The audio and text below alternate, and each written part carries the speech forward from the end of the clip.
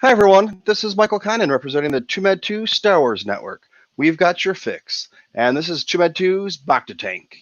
You can find the full show on YouTube, and you can find the select featured guest portion on right now. I am on Anchor, Spotify, and Podbean. This is brought to you by my patrons on my Patreon. You can find that by going to patreon.com/TooMed2. We have Rural Farm Boy, Chris from Kentucky, Kylo Ren Flores, Kylo Customs, and Mr. Rez. And our featured guest today, oh God, I'm praying I get his name right because I can't pronounce it. It's not that hard. Christian Blauvelt. Hey, that's perfect. You got it. I've been practicing all day. That's awesome. It's Dutch. It means blue field. Okay. Yeah, there's a little town about 45 minutes north of New York City called Blauvelt as well. You know, I guess some of my ancestors founded that way back when. So, yeah. So I think you did a pretty good job. You hit it right out of the park the first time. All right. I met you at New York Comic Con this past year. Yeah. And I'm one of those people that, you know, the cons are a big deal for me. When I was a kid growing up, you know, we were just regular middle class family with 5 kids. We never really wanted for anything. So we always had big birthdays and big, Christmases or whatever. But in between there wasn't a lot. So going to a movie, it was always, go nuts and popcorn. So whenever I go to anything, I kind of overdo it because it's kind of a treat. So I had one of your books. I'll show it right here. I had this book, Whoa. How Not to Get Eaten by Ewoks. And I had it at my house, but I didn't bring it with me. And I wanted to have one signed by you, so I bought another one. And in it, we ended up talking for about, I think, 20 minutes. It was a slow day. You drew this picture for me. Oh, look at that. I drew you an Ewok. Wow. Yeah, drawing that Ewok is tough. I have to say, I used to always joke that I can only really draw circles and squares. So like TIE fighters and the Death Star and all that, it's perfect. BB-8, I can draw it perfectly. But I think it was like at Toronto Fan Expo last year where I really started learning how to draw the Ewok and Wicket there with his little staff. And so I think by the time, between like Toronto Fan Expo in August and then New York Comic Con, I'd really mastered it. So that's like the result of some time and effort and study to get it just right, Michael. Yeah, I can't draw, so it was quite impressive because we sat there and talked, and you said you drew one for someone else right before that, and it didn't turn out as well as mine. Mine was much better. The other one kind of looked. The other one looked more like Jabba the Hutt, kind of sideways. But Exactly. so the practice makes perfect. But now we'll get into your books and everything else in a few minutes. So Yeah. just go ahead and tell me, how did you get into Star Wars? Have you always been a Star Wars fan? I've been a Star Wars fan since shortly before my 10th birthday. I was curious about Star Wars just because a couple of the kids at my school talked about it and were into it. Not many, though. We're talking, this is like early 1996, and Star Wars was definitely in that doldrums. There weren't that many kids really interested in it, and it was definitely seen as a niche thing. But I was really interested in it from just like the design point of view. I thought that, the characters looked so interesting. The depth of the mythology looked so interesting. It was actually this book called the Star Wars Technical Journal that had like this sort of chrome, almost like Captain Phasma, like chrome finish to it. That was released around 94, 95, that one of the kids brought to school to look at during lunch. And I loved it so much that it was like, wow, I want to get into this. I want to see it. So I finally got to rent it from Blockbuster on VHS right before I turned 10. And it was amazing. It's like, as Obi-Wan Kenobi says to Luke, it was like taking your first step into a larger world and never look back, and from there, it was like, very quickly, really getting into, the Star Wars books as well. I think probably the very first ones that I read were, of course, like the Jedi Prince series, the Glove of Darth Vader, and all of that nonsense with the Whalodons and Ken and Trioculus, the three-eyed imposter son of the Emperor.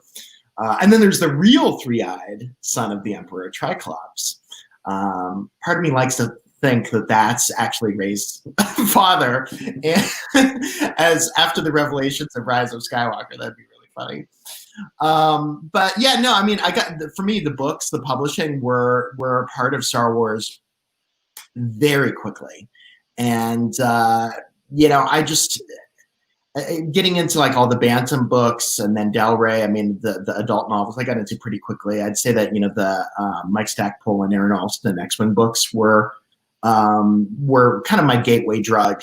Once I had gotten beyond the kids stuff like the Jedi Prince books and all, and those I just loved. I think the depth and the world building and the humor and the vivid characters, were just so stunning. I don't know if I read every new Star Wars book that's come out ever since practically, but those just left such a huge impression that they're with me still. And and then like I basically Star Wars was a gateway for me to just loving movies in general, and I love movies so much that I wanted to become an entertainment journalist, and so I pursued this path of like writing about movies for a living, writing about movies and TV. And I started my career at Entertainment Weekly, and now I'm currently the managing editor of IndieWire.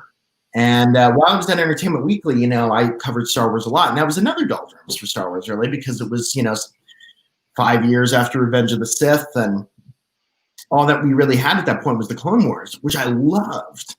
That was such a great show.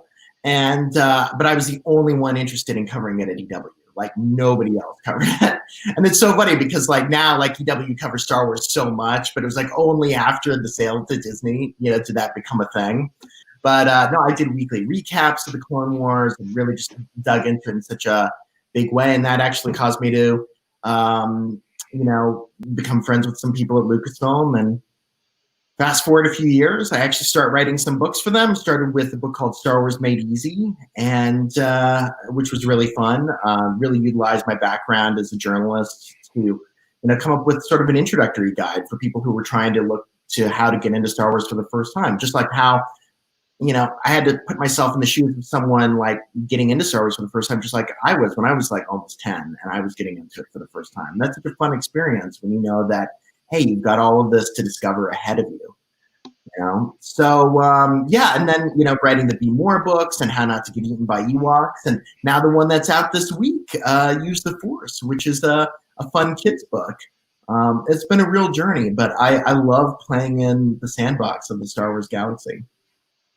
Well, this is I have this Star Wars Made Easy, and this is, I'll just show really quick. It breaks it down. Basic things, good guys and bad guys, but it also has, it's weird to explain because you have to look through it. It's basic to get people started, but someone like me who, is a Star Wars nerd and sit here and talks to people about Star Wars, that's what I choose to do with my time. It breaks it down the way the movies go. I find it entertaining too, and I don't know how to explain it. It's basic enough that anyone can understand it, but still good enough that people that know the ins and outs and all the secrets and and get into everything about it, can still find it enjoyable. It breaks down fights, and this is the Battle of Endor, and I should probably have these queued up to show, but that's the way it goes. Please, and if you notice, if you can zoom in on the little Ewok that's on the cover of Star Wars Made Easy, I think that was my template for the Ewok I drew you in your How Not to Get Eaten by Ewok book. See, that was sort of my guide. I, Okay, right there. I have the skills to be able to copy that, to trace that. So, Mm. that's so much All fun. right, everybody. All right, you tell me. Did he copy that? We got copyright infringement here on these books. See? That's Close. that's close. That's good. That's awesome. Yeah. Yeah, I So mean, no, writing all of these books has been so much fun, and yeah, I mean, Star Wars Made Easy. That was such a fun book. I mean, I hope that we can do like an addition to it or an expanded edition at some point, because we've got only like that was released in the lead up to Last Jedi, so we've still got a lot of Last Jedi stuff to cover there. All of Rise of Skywalker, Mandalorian. There's so much stuff. I mean, it's just Star Wars has been flying so fast and furious the last few years. It's just like, wow, it's a lot to wrap your mind around. I'm excited for the release of Alphabet Squadron Shadowfall tomorrow, which is awesome. So excited about that. For the novels, I do audiobooks. And I mean, I'm sure you understand, being in New York City, it's easier that way, because on the train, I can't read on a train. No matter what it is. So, but I can put my earbuds in and listen, going back and forth for a half hour, an hour, going to work both ways, or walking the dog. So the same way I listen to podcasts, I can do 3 or 4 hours easily in one day, just by getting by through life without actually trying to sit down and listen to it. Yeah. But with the book coming out tomorrow, I'll probably be up about 3 a.m. when it comes out. It usually comes out on Audible about 3 a.m. I'll listen to it for an hour or two. And then I'll get up in the morning and I'll listen to it for 3 or 4 hours. So I should have about half of it done, and then throughout the day get the rest of it done. So I should have that completed by tomorrow. I'm so excited about that one. And then I see on StarWars.com there was a little tease of Charles Soule's first chapter for the Light of the Republic, or Light of the Jedi book that's coming out for the High Republic series. Yep, there was. I believe it was chapter 1 came out. I haven't read it yet. I will read it probably in the next day or two. There's just been so much going on that it's hard to get everything done. People already have videos out about it and everything, but that's not really my style. I'd rather sit here and talk to you than make a video about it. I can make a video, and my videos, when I make them, usually go out a couple weeks after everybody else, so they're never the big hits. But it's what I want to do and talk with my friends about. So that's how it goes. It's important to savor it. You want to savor these books and enjoy them. It's not about rushing through it. Definitely. Well, that was the other thing too, with the High Republic being postponed. Everybody was really upset, and I went through and I just looked at what I had ordered off of Amazon and Audible, and I think I have, between now and November, somewhere between now and Christmas, so in the next 5 or 6 months, I think there's 6 novels coming out, and about 15. Like I consider that, and like How Not to Be Eaten by Ewoks, like more of like a reference book. So there's about probably 10 or 15 of those easily coming out. Yeah. Between now and Christmas. So that's, if you want to pick up all those, or you want something, I mean, that's 20 books between now and Christmas without the High Republic coming out. Definitely.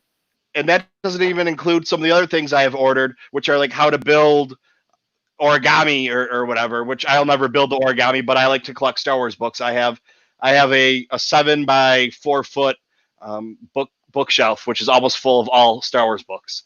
And there's only a few novels on there. It's all reference books, and I'm one of those crazy Star Wars fans that I have episode 1 visual dictionary and episode 2 and episode 3, all 3 of those visual dictionaries. Well, then I have the visual dictionary that combines all 3 of them, because there might be something a little different in there, and which there is. So it's important to have that.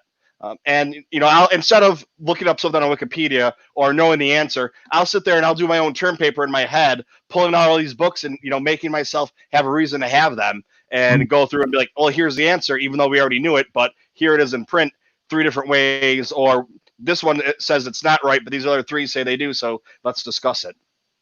Yeah, absolutely. Well, and I've got this other reference book, kind of like a reference book for kids, coming out this week, called Use the Force. And I'm really excited about this one too. This is the first like out and out like children's book that I've written. It's definitely geared for younger readers, and it's heavily illustrated, and it's kind of like taking a young kid like through the steps of what it would take to be a Jedi. And it's kind of like, I was thinking it wasn't planned like this at all, and I had no involvement with the show, although I know a bunch of the team behind the Jedi Temple Trials show that's on YouTube. What's it called? With that Ahmed Best is hosting right now on the Star Wars Kid YouTube channel. There's that Jedi Temple Challenge. Jedi Temple Challenge, yeah. So this book is kind of like that in a way. They were not developed in coordination with that, but it's kind of like that similar vibe. Like you're a young kid, like what do you need to know about the Jedi if you want to follow in their path? And yeah, no, this was really, really fun to write, and I'm always just fascinated too by the stuff that Lucasfilm like allows me to put in there to sort of canonize, especially with like How Not to Get Eaten by Ewoks. That was a big thing, like taking some old EU elements here and there and helping to make them canon again. Yeah, I mean, it's really fun. Writing those kind of books is great, and I especially like the Ewok book. I loved, and even this Use the Force one to an extent too, because it's like you get to have like an in-universe voice. Like with How Not to Get Eaten by Ewoks, it's almost like I was writing it as the character of Christian Blauvelt, denizen of the galaxy far, far away. Writing this guide, to the Star Wars galaxy about the different pitfalls and everything that you should avoid, but also how to fit in socially, and how to navigate your way through all the different cultures of the galaxy and everything. It was like a bit of a travel guide in addition to a survivor's guide, and that was so much fun because it was really an in-universe perspective. Most of the reference books are kind of like outside looking in. They're the perspective of our universe looking into the Star Wars universe. But with these last few that I've done, I've tried to have them, really be like, no, in a way, these are kind of like fiction books. I mean, obviously they're fiction because it's all, but it's like they're especially like fictional characters in a way because the point of view of the novel comes from within the universe. And it's like when you read How Not to Get Eaten by Ewoks, it's like you're reading something that actually someone in the galaxy far, far away wrote. That's kind of the case with the Use the Force book too. Just to give it that extra level of authenticity and voice and, immersion. Yeah, the How Not to Get Eaten by Ewoks is actually like a visual dictionary or visual encyclopedia here.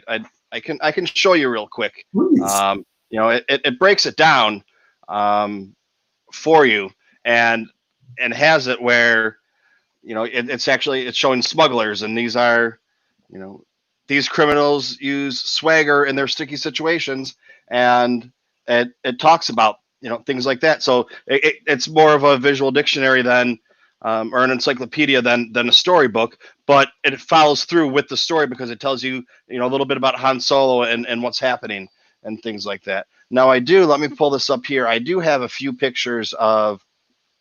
I wasn't able to get an advanced copy of the new book that's coming out, but I was able to get this. Let's see if I can get this to work. Oh, hey. Okay. Well, hey, don't feel bad about not having an advanced copy because I don't even have an advanced copy of this. So I'm looking at this for the first time since last August or September when I was working on this. And oh wow, that's really fun. So this is you're a young Padawan. Look at that. We've got Jake Lloyd, Padawan extraordinaire, young Anakin, and it's like, well, what path would you go on if you follow the light side? All right, well, follow the dark side. What's going to happen to you, and what does history show, and all of that. So. Do we have? It's like, so those are all the different like tangled paths that you could take. And we have this whole thing about like, well, will you be tempted by the power of the dark side? Trust me, that's not the way you want to go. So what do we have on the next page then? I don't know if it continues on directly after that, but well, okay. So this is if you become a Jedi, and yeah, that treaty isn't going to write itself.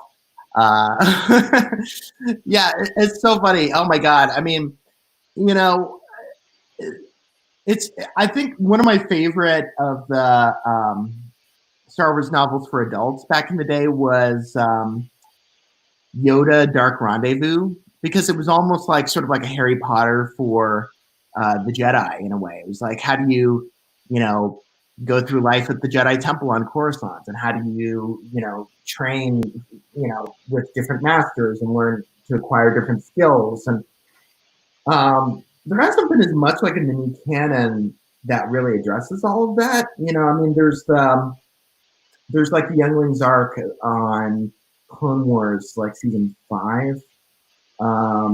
But there really hasn't been that much, come to think of it. So this book tries to get into that a little bit more. What does it actually mean to be a Padawan? What's your day like? What's your routine? And that's the kind of thing, like, I hope we see explored, even further still going forward. But this is a first stab at that. Yeah, from what I've seen, it looks good so far. So, the few pages, and hopefully I'm hoping there's a lot more to come, because I have all the Be More books. Look at this. So you can go and find them. I'm not affiliated with them, but you can go find them on Amazon. They have a 4-pack book you can buy, so you don't have to buy them all individually. Comes in a nice little cover case. Yeah, so that's everything's available on Amazon, or go to your local small bookstore. But I know some people are more about ordering right now online because of the way the world is. But, everything. Yeah. So now, do you have any more books in the works? Are you allowed to tell us, or? I think I'm allowed to talk about at the moment, but yeah, that's all I'm allowed to talk about. Okay. Yeah. Okay. All right. So, well, I look forward to whatever in the future that you're going to put out, also that you're not allowed to talk about. I interviewed George Mann back when Myths and Fables came out, and he was able to talk a little bit about Dark Legends, which is coming out next month. Right. Too. So it's excited about that. Yeah. And so he was able to talk a little bit more about that, because it was already announced and it was in the plans, and they talked about it at New York Comic Con, and it was featured in the panel that they did there. So he was able to talk a little bit about it, but not that much. I asked him, I said, okay, so he told me for Myths and Fables he wrote 20 stories, but only 9 of them went into the book. I said, well, what happened to the other ones? Are we going to get another book? And that's when he told me about Dark Legends. So, it's all, yeah, I want you to tell me whatever you can, but obviously I want you to be able to come back and tell me about your next book, so I don't want you to get in trouble. Okay. Be able to have a next book. So the one I always joke about saying that I really want to do, and I can tell you this is one that is not in the works, but I will keep pushing for forever, is another Be More book that would be More Watto, salesmanship skills from Mos Espa. I really want that one. Well, because it's funny. I mean, these are all, you have so Be More Vader, assertive thinking from the dark side. Be More Lando, how to get what you want and look good doing it. Mm-hmm. Be More Leia, find your rebel voice and fight the system. Yeah. And Be More Yoda, mindful thinking from a galaxy far, far away. Yeah. And like the Be More Vader one has a lot of, it's not all Vader. It's a lot of villains or whatever. But if you break it down, it's kind of like a crash course in psychology of, you need to be more assertive. This is how to be more assertive. You need to be more mindful, have more mindful practices, be more mindful like that, Definitely. So it's like a crash course and a humor of psychology. And that's exactly right. And, I mean, it's like, I'm not a psychologist. I don't have a degree in psychology or anything. So obviously, take what I've written with a degree of salt. But I I will say that, Star Wars, when it's something becomes a part of your life to such a degree, like Star Wars has, for me, you want it to enrich your life, and you want it to, you want to find lessons within it that you can apply to your own life. And, I think that for me, it has been a real source of solace and comfort when I've, had tough times in my life. I mean, Star Wars has really been something I could turn to because there is such a point of view philosophically. And, it's like all of these things. I mean, like there are actually some real things that you can learn about, how to find peace within, through, as Yoda and the Jedi are such great examples. But, even the villainous characters have something to teach us about the way they plot and plan. And, I mean, villains in general in literature, in movies, can have some good qualities too, in that, they're really organized. They always have a plan. They know how to get things done. And there are some things that you can, even learn from there too. It was so funny. I remember it was at New York Comic Con 2018, and Be More Yoda and Be More Vader had just come out. And I had literally just started my job as managing editor of IndieWire the week before. And it was so funny. So I was saying, like, this because I'm managing the staff of people and everything. It's like, I really needed to now. I'd written the book Be More Vader, but now I needed to start like applying some of those lessons, to myself and to my daily routine, because I've got to, make certain that we, that the website that IndieWire runs as efficiently as an imperial ship, and I think we've kind of gotten there, which is great, and I think it was Justina Ireland who was sitting next to me on the panel and said, well, you haven't had to force choke anyone yet. And I was like, it's just the first week, Yeah, and luckily I'm like almost 2 years in now, and still has not been necessary.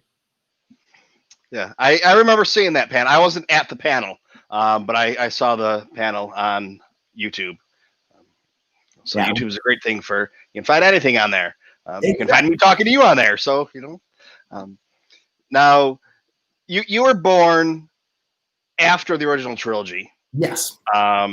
So the Star Wars hype had pretty much died down by the time you were born, I'm going to guess. Yeah. And then, so you kind of had a lull before the prequels, but you still found Star Wars. Yeah. And you said that you were reading a lot of the books. See, that's where I'm not a big reader, especially when I was that age. So I would do anything. I would spend more time trying to get out of reading than it would have been for me to actually read.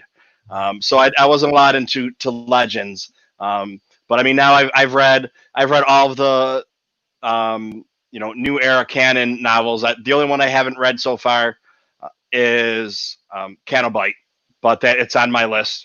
Yeah. That's just, I've started doing a reread. I'm rereading all of the novelizations of the movies right now. And I just reread Alphabet Squadron to get ready for Shadowfall, because Alphabet Squadron I think because there was so much information going on, and I read it once, and like I said, on the train and breaking it up bits and pieces and here and there, I liked it much better the second go around of it. It was a lot because there was just so much more to get, and it wasn't a lot of your newer novels that are coming out don't have that much new information about it. And since these are all brand new characters, it was just so much to absorb. It was just, even though it was Star Wars, it was just like some other kind of book, even though, we did have Hera in there and whatever. So it was definitely that second read definitely made it much better. And, I'm going to be up in 5 hours to catch the beginning of Shadowfall. So 5 hours and counting. That is very impressive. That is dedication, if I may say so, sir.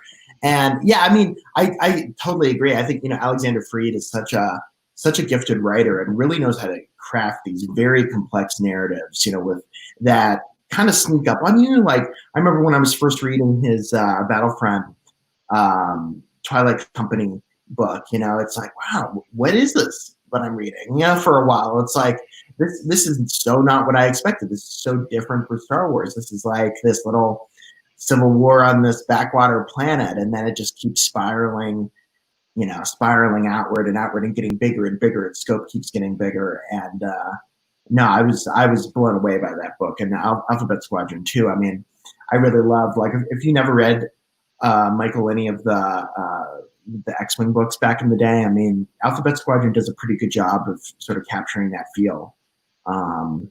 And yeah, I mean, I can't wait to see. I love that, now that Squadrons, the game, is gonna take place after Return of the Jedi as well. It'll be interesting to see, how it continue. I think the thing that's most interesting for me now is how are they going to fill in those 30 years, between, where we were at the end of the Aftermath books and then the start of the new trilogy. I mean, we've got a little bit filled in here and there. There was Bloodline, of course, there's Mandalorian. But there's a lot of storytelling to be done there that I'm really excited about. So yeah, good stuff. Yeah, I'm one of those people. I just want Star Wars. I want new stuff that we haven't had before, like going in the future. I want stuff filled in the middle. I want stuff from the past that we don't know about. It's like, give me Star Wars. I'm gonna, there isn't Star Wars that's come out that I haven't liked. There's some that I like more than others. Whenever anybody ranks the cartoons, it's always which one's better, Rebels or Clone Wars.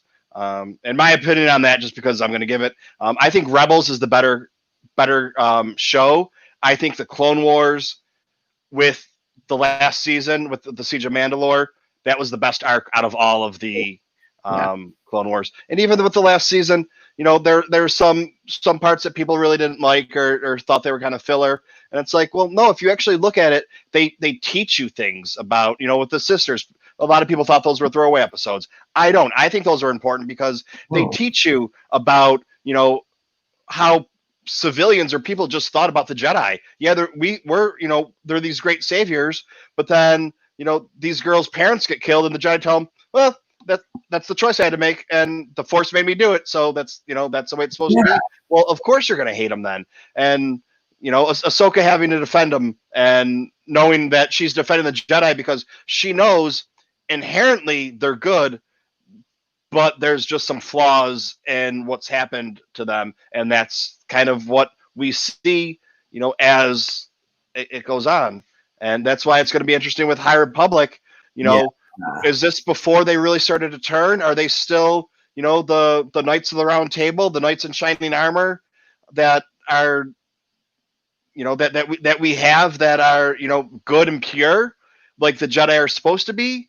Or are we going to have the, bastardized religion that's been corrupted, whether it be through the fault of the Jedi or with Plagueis and Palpatine going in and, putting their little seeds to grow throughout, not before Anakin. Are the Jedi in the time of the High Republic, would they be capable of being drawn into a galaxy-wide conflict like the Clone Wars?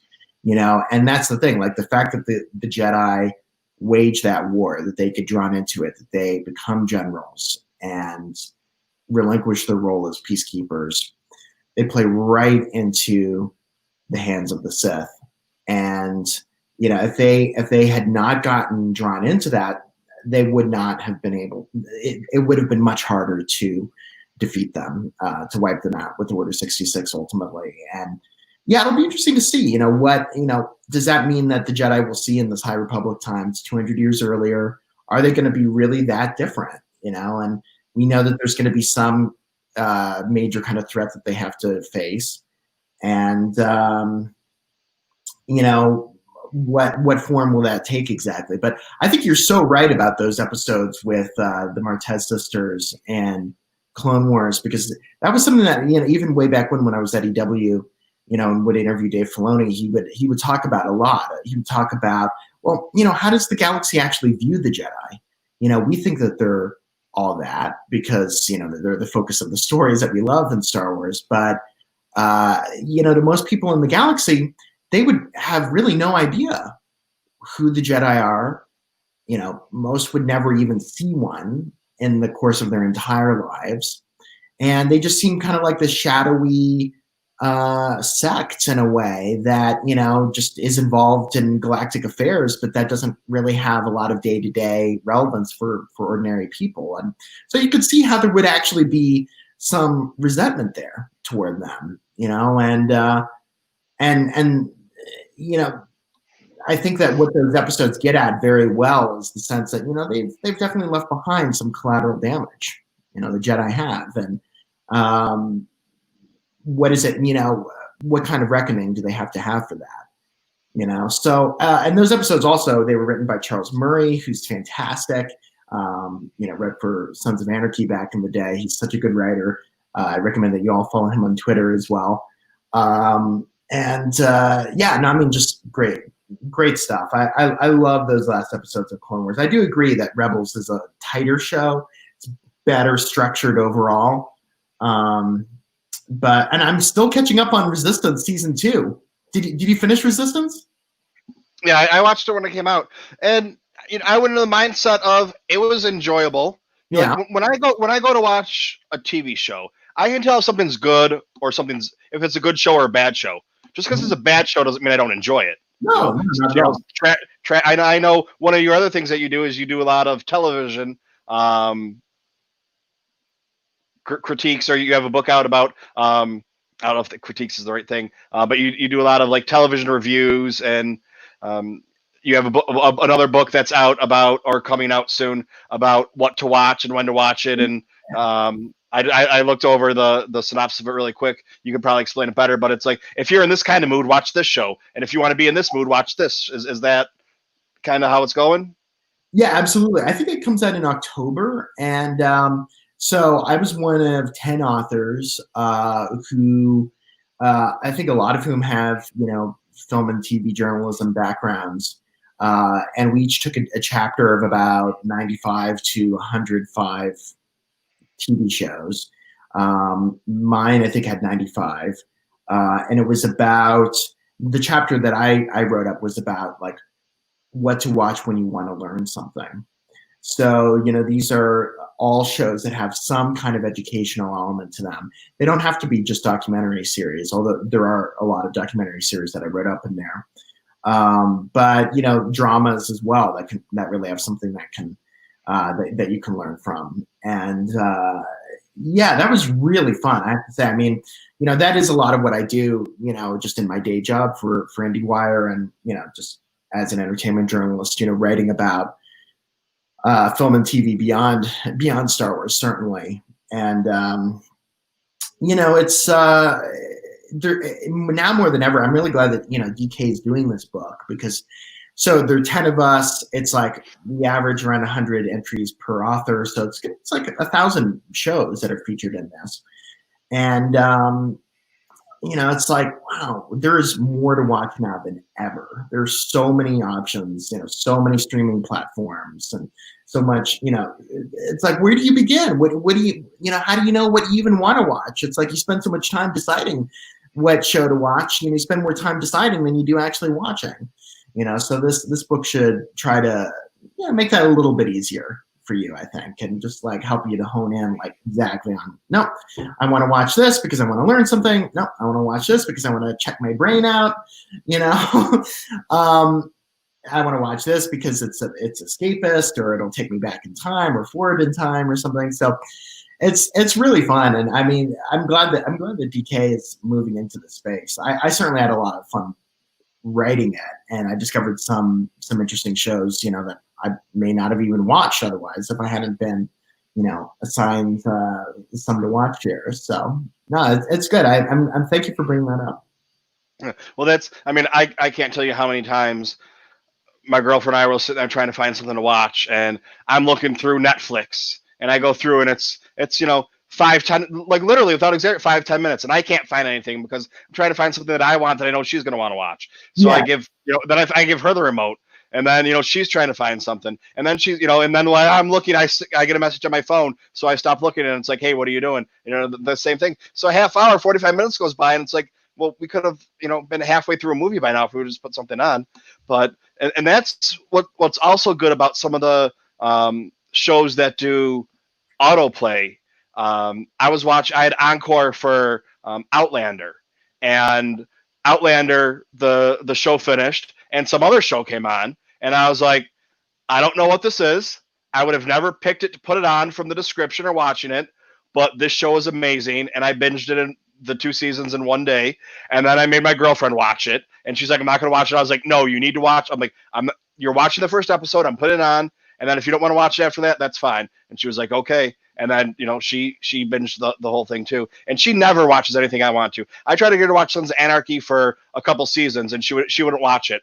She's like, "I don't want to watch a show about bikers and drugs and violence," and that's not the thing she's into. And then she started watching it, and it's like, that's who the characters are, but that's not really what it's about. I mean, it is what it's about, but that's not what the story's about. So it's like kind of like getting through that. Oh, and the show, just in case anybody is wondering, is Sweet Bitter. Ooh. It is about, and the funny thing is, I've worked in restaurants my entire life, and I've washed dishes. I've been a butcher. I've run fine. I've been manager of fine dining restaurants. So I've done everything, and it's like the story takes place in New York City, working at a fine dining restaurant. It might not be the most prestigious place in the world, but you're talking about bottles of wine that are thousands of dollars, and you can get cheap food, but you can also pay $80 for a plate or whatever it is. So, and it was just like, and basically what it was I'm trying to, I don't know how to explain it. It was like a reality TV show, but real life. Oh, nice. So it's like, I'm sitting there watching, I was like, I've done that before. I know exactly what they're doing. Like, I mean, it's like they filmed a reality TV show, but there was no one to keep things to censor it. Yeah. Is basically how it was. So it's like, I mean, I fell in love with it right away, because it's like, if you want to know what it's like to work in a real restaurant, like, go ahead and watch this. But yeah, it's really fun. All right, pull myself back in now. I like to go on. I'm dumb on tangents sometimes. My girlfriend calls them Michael stories. But so for now, that's the heart of your conversation. Yeah, you're the after 20 minutes, sometimes I'll be like, "What were we talking about?" You're like, "You talked about 6 different things." Like, oh, okay. Now, so what does a managing editor do? So I'm the person who's really responsible for like all site operations for IndieWire. Basically, I mean, I have a few direct reports myself, but I'm responsible for maintaining our editorial calendar and making certain that we have a consistent flow of content throughout the day and throughout the week, and that, different articles and interviews and videos that go up are spaced out appropriately, that they get the right social promotion as well. It's sort of like, it's sort of like being the air traffic controller for a website in a way. We've got a staff of like 25 people, and it's like I'm sort of the focal point that keeps all the different parts of the site, in touch with one another, aware of what's going on, and make certain that we're all just not publishing our stuff all at once, or for that matter, that we don't have like hours on end where we're not publishing anything. I run our news team as well, and so if there's ever any big news that breaks, I assign that to one of my direct reports to write. And it's really fun. It's a lot of managing. It's a lot of just keeping the trains running. Pestering people to adhere to deadlines. Give me this article now. Give me this little blurb for this piece now. That kind of thing.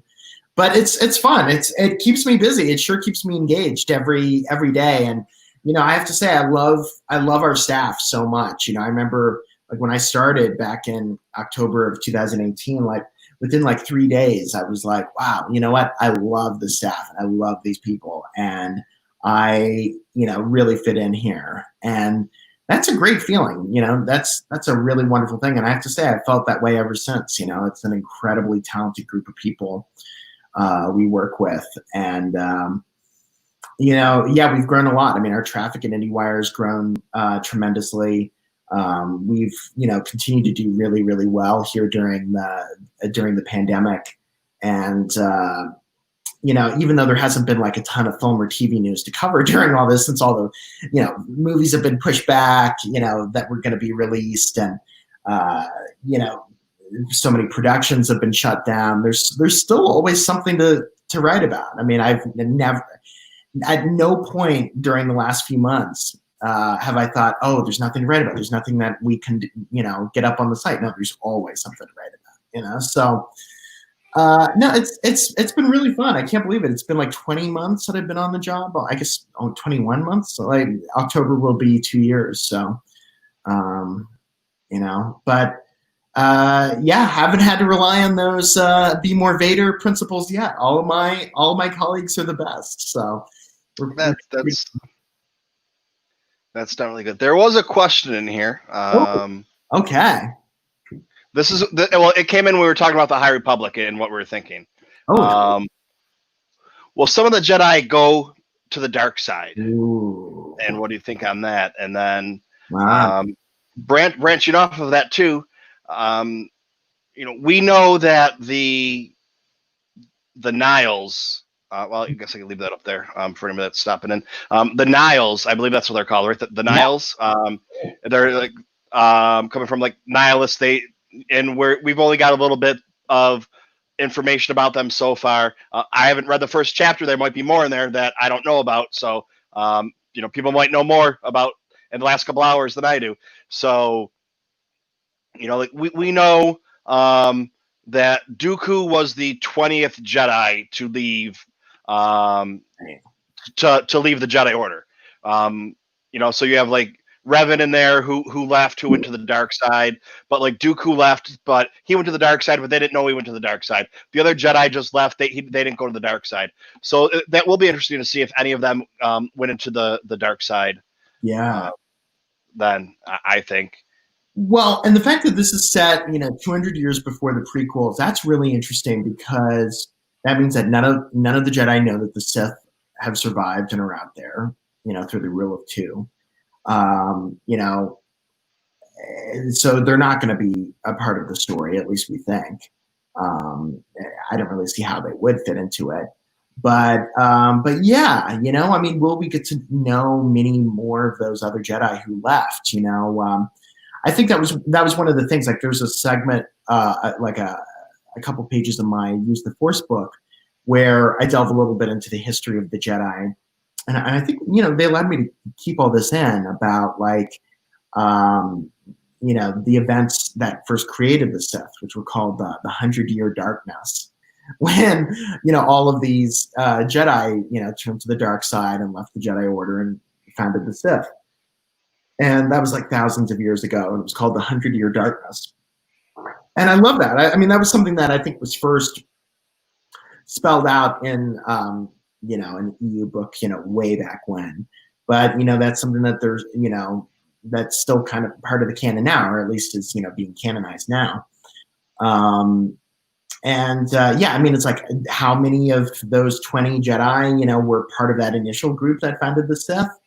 I don't know. I mean, maybe it's been a long time since a Jedi had left, before Dooku. But that's kind of an interesting thing about Dooku. I just finished the audio drama Dooku Lost that Kevin Scott wrote last year. Really good. I just finished it like a few days ago. I thought it was really entertaining and really interesting and fascinating too, just like how little resistance the Jedi really give Dooku, when he wants to leave. The exact circumstances of which I won't go into here because you should listen to it. It's really interesting. But it kind of makes you think, wow, there've only been 20 that have left in this whole time, So, yeah, I mean, I love, I think just anything that we can get that fleshes out that history a bit more is going to be so interesting. So we've got Charles Soule's book. We've got, the first chapter of which is on StarWars.com. We've got a book from Justina Ireland, which is awesome. Got some comics, I think, coming as well. So some really cool stuff there. I'm excited about this. Yeah, it's going to be really interesting. Well, I was at Celebration, so I feel I was misled, but maybe it was just my ignorance. When they said it was a multimedia campaign, I took that as multimedia, as books, movies, comic books, video games, like a lot of TV shows, like all these different things. not that comic books and books are two different media. I put that all together. I don't know if that is just by not being a literary person to make that difference. But, there was a lot of people that said, oh, well, no, we knew it was going to be a literary thing. And I just took it as, well, yeah, it's going to be based on books. That's what we're going to get first. And then we're going to get video games and we're going to get everything. So when I say misled, I don't really mean like I was angry or whatever. I was just, more of like a miscommunication. Probably more so on my part, but I wasn't the only one like that. But, it's what I'm getting right now. I'm happy because I still have The Mandalorian to watch. And right. Before and between now and when The Mandalorian comes out, we have the Mandalorian art book coming out in a couple weeks or a month or so. And then a month or two after that, we have the second Mandalorian art book coming out. So we have 2 Mandalorian art books coming out before the next, or one definitely is out before the next season, and then one coming out, I'm going to guess right around the start of it.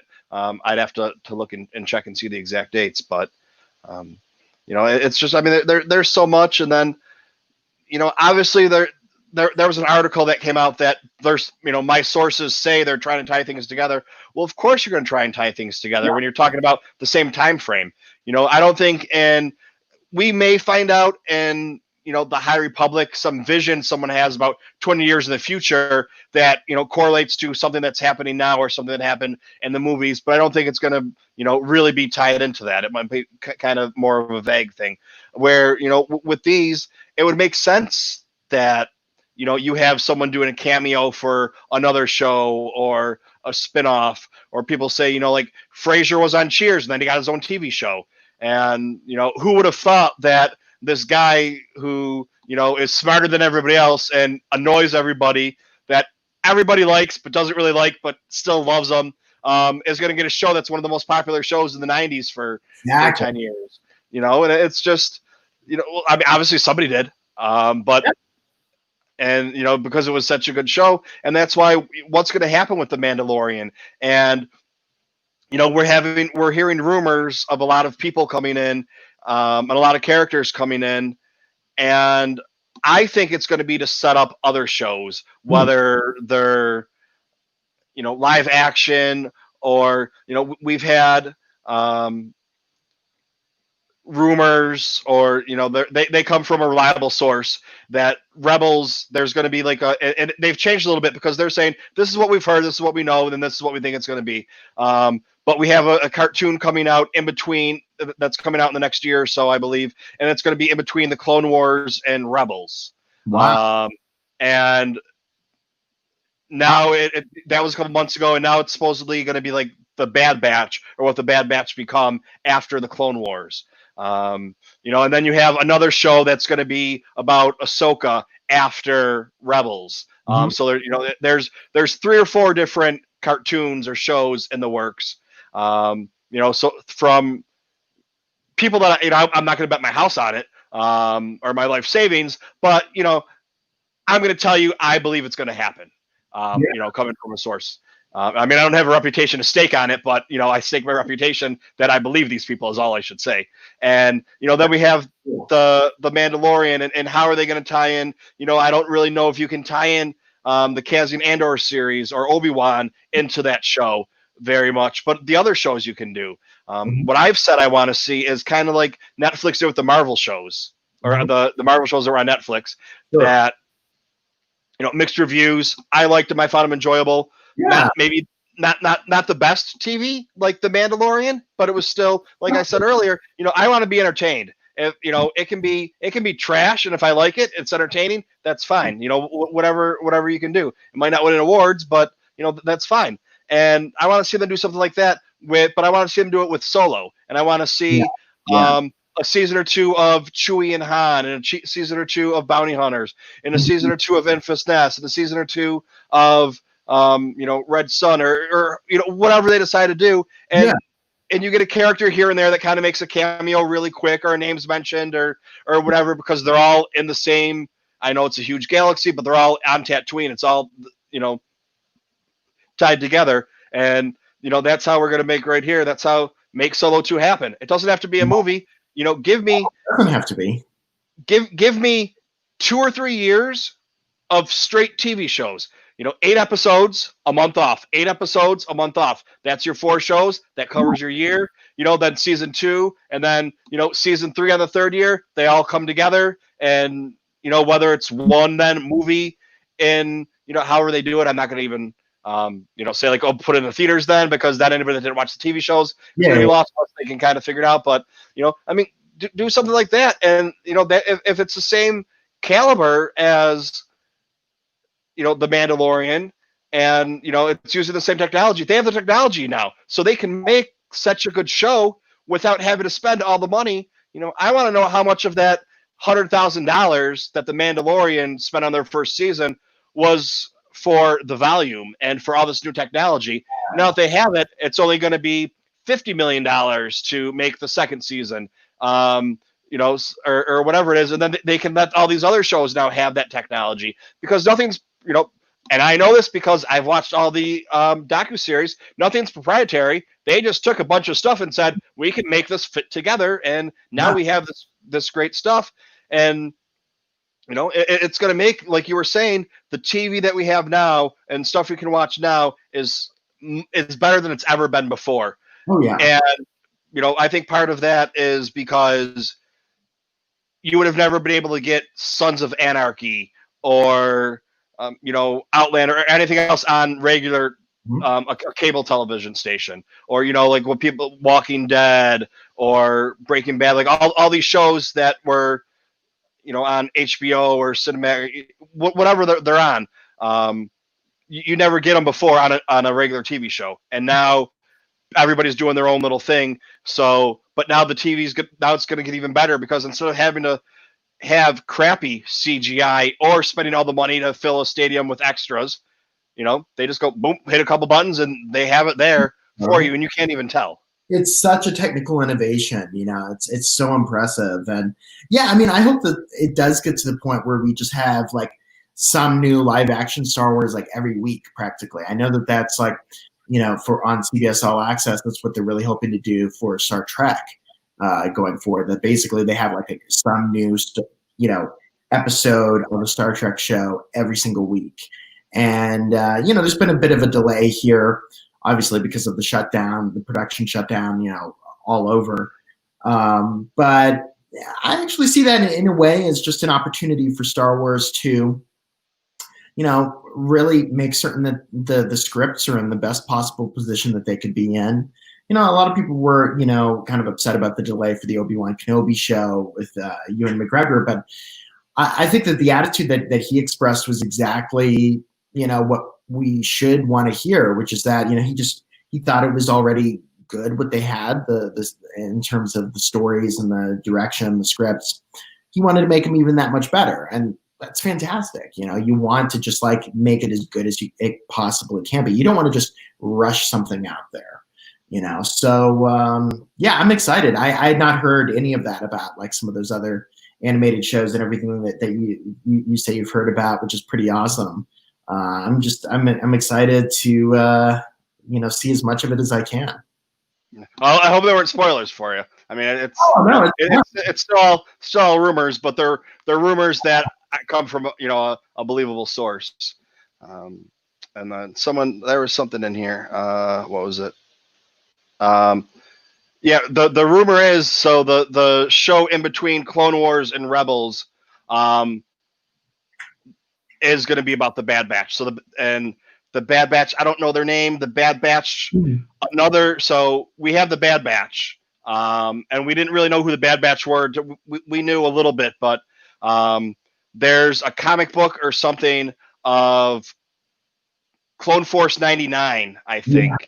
So you take 99, who was the reject clone, who actually was on Camino, who actually taught them, and so they take his name as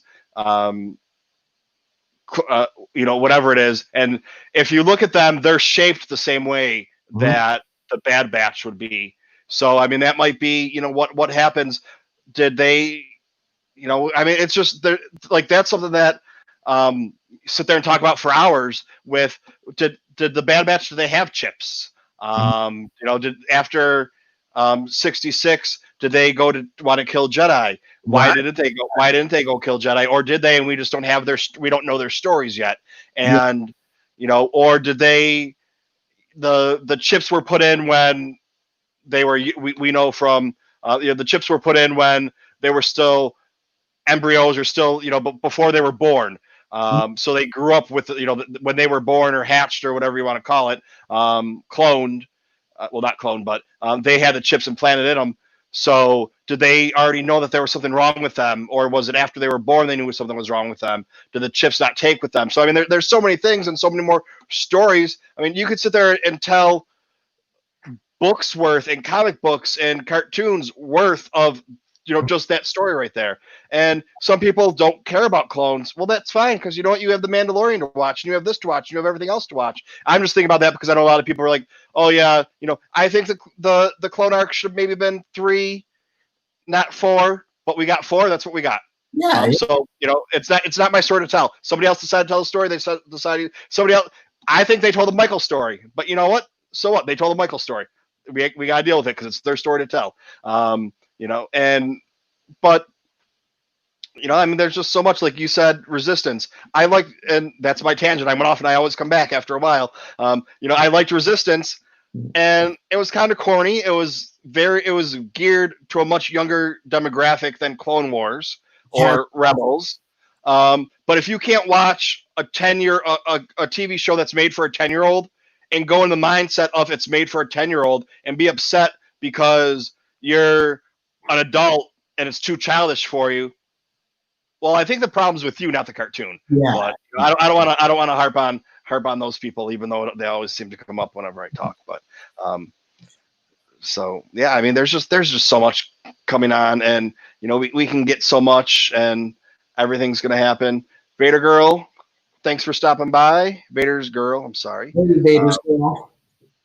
And so it's just there's just so much. So I'd like to ask you, and I'm not even going to do it. I mean, I'm going to insinuate, what secrets that you can't talk about, because we know with was it Charles Soule, when he wrote one of the last books he wrote. I'm horrible with matching the authors up with the books. I think it was Charles Soule when he wrote one of the Force Collector. Did he write Force Collector? I can't remember. But anyways, one of the books that he wrote, he turned it in and they said, well, you need to change this, because half of the book was the Rise of Skywalker. Oh. So he had to go and basically rewrite half the book, or if he had to, redo everything. So they didn't tell him what it was in the book, but yeah. I mean, I'm going to guess that he had an idea of what it was without them saying it, because I mean, he wrote the book, so he would know. So I don't know, like, and I've talked with a few different authors, and what kind of, a lot of times they give guidelines and they say, okay, we want you to talk about this, but you can't talk about this. And then it's, well, can I talk about this or that? And here's my draft, or here are my notes. This is really good, but you can't say this or that. It just happens that his ended up being half of his book, and he had the plot right on. So that's so funny. That's so funny. Yeah, I mean, I found working with the story group at Lucasfilm to just be really incredible. I think they say yes a lot more than they say no. And yeah, they'll give you sort of directions. I think that they want you to take certain things. I'm thinking, as well, I mean, in addition to the books I've written, I've written quite a bit for the Star Wars Kids YouTube page. So like the Star Wars like fun facts and Star Wars in under 5 minutes videos, those are all mine. If you go and watch those, it's sort of like, sort of like video versions of Star Wars made easy in a way, like introductory guides to the films and these different concepts. And yeah, there are certain things that they want to focus on more than others to sort of, get people ready and primed for what's to come. And, certainly that was the case, when we had like the second wave of fun facts videos leading up to Rise of Skywalker. but but generally, yeah. I mean, they are so creative and they care so much about the brand and the quality of the storytelling. They really. I mean, I'm talking, about, yeah. I mean, Matt Martin and James Waugh and Pablo certainly, but so many creative people across the board. Kelsey Sharp, unbelievable. Um, they really care. They are fans first and foremost. They really love. They love Star Wars. They live Star Wars. If this weren't their jobs, they would still be reading and watching all this stuff. Just like before I got involved in it on a professional basis, I was reading and watching this stuff, and I still read and watch all the stuff that I'm not involved in. So all I know is that they really care about what's best for the brand. They want to tell the best Star Wars that they possibly can in whatever medium they're exploring. And like a perfect example, like I was saying that like some of my books, been able to recanonize some old stuff, like in How Not to Get Eaten by Ewoks. There's this one spread that's like it's like a photo of the Outlander Club on Coruscant from episode 2, and it's like this photo of this like bar, all these different Star Wars drinks there, like arrows to like 20 different drinks. And DK was just like, all right, just come up with these names for these drinks, just fill them in. And of course, I wanted to actually give them like real Star Wars names, that had been out there before. So like, I always got such a kick out of the game Star Wars Jedi Knight 2 Jedi Outcast, that Cal Katarn talks to Lando at one point. Lando's in prison on Nar Shaddaa, and they talk about how they so want to drink a ruby bleal, and Lando's like, man, that would taste really good right about now. Or maybe Cal says that. It's like they talk about this drink, the ruby bleal, that they really love. And so it's like, of course, I'm going to name one of these drinks now in this spread. I'm going to name this the ruby bleal. So just find a red drink, and that's the ruby bleal. There you go. And they let me do that. They let me put that in there, and that's like just such a tiny little throwaway detail from at that time a 17-year-old game. But to me, it's those kind of things that make this universe so rich and compelling and textured and immersive. And I love that they let me put that back in there. It's like, that's now a Star Wars drink again. And yeah, they put some drinks in there as well that are names of drinks at Galaxy's Edge, for instance. But, they let me put in a drink from Jedi Knight 2 Jedi Outcast that, Cal Katarn and Lando loved. So that made me very happy. And, I think that's indicative of the spirit that they bring to overseeing all of this. And no, I've been so impressed by them every step of the way. It's been so much fun working with them. Yeah, well, that's just while you were saying that, I was thinking about it. My friends have a podcast, the Scruffy Looking Podcasters, and they went through one of their things. They would go through and every week do a page of being more Lando, because the one of the guys, his favorite character is Lando. So went through, and now they're talking about which book are they going to do next, because it's great and it's entertaining and they're just fun. That's so much fun. I love that they're doing that. That every week it's a different page of Be More Lando. That's awesome. That's really cool. That makes me very happy. I love that they're getting into it to that degree. And then we have the Rise of Kylo Ren. Someone suggested maybe they should do that, because as that's a lot of the speculation, and not to, I don't want to start conversations and debates with with anybody, but the way the movie was left, what happened to him? Did he die? Did he die the same way, like a Jedi would, and now he's going to be a Force ghost? There's a lot of speculation that he may be in the world between worlds, which is kind of wishful thinking, crazy ideas. But I mean, it's Star Wars. You never know what they're going to try and do and what they're going to try and pull off. That's really interesting. I had not heard those theories. Oh yeah, that's It's fascinating. well. You probably have a little bit more of a life than I do, so I don't sit there and just um, I deal love, with I stuff. love all this stuff though. Yeah, and Rise of Kylo Ren. Maybe Pauline here was referencing. I think that was Charles Soule's most recent comic, that 4 arc miniseries. That 4 Hmm. miniseries. I still have not read that yet, actually, but I am dying to. And yeah, I mean, I think that what Charles did with and creating little connections between all his different series was so interesting. Like how that one character, Lord Momen, that evil Sith, was first appeared in the Lando miniseries, as the Yep. mask that takes over everyone. Yes. And then actually appears as a ghost in the Darth Vader series. I mean, that's really interesting. Yeah, I could swear, when you mentioned that whole thing about someone saying that they had to rewrite their book because it was just Rise of Skywalker ultimately, that does ring a bell. I just can't actually think of who that was. I don't know if it I, was girls, but I can't think.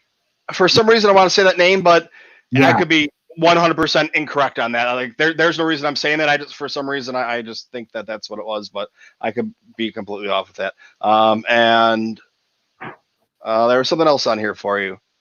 Um, there you go. Look You're at talking that. about the videos. Oh, I'm so glad. That's so much fun.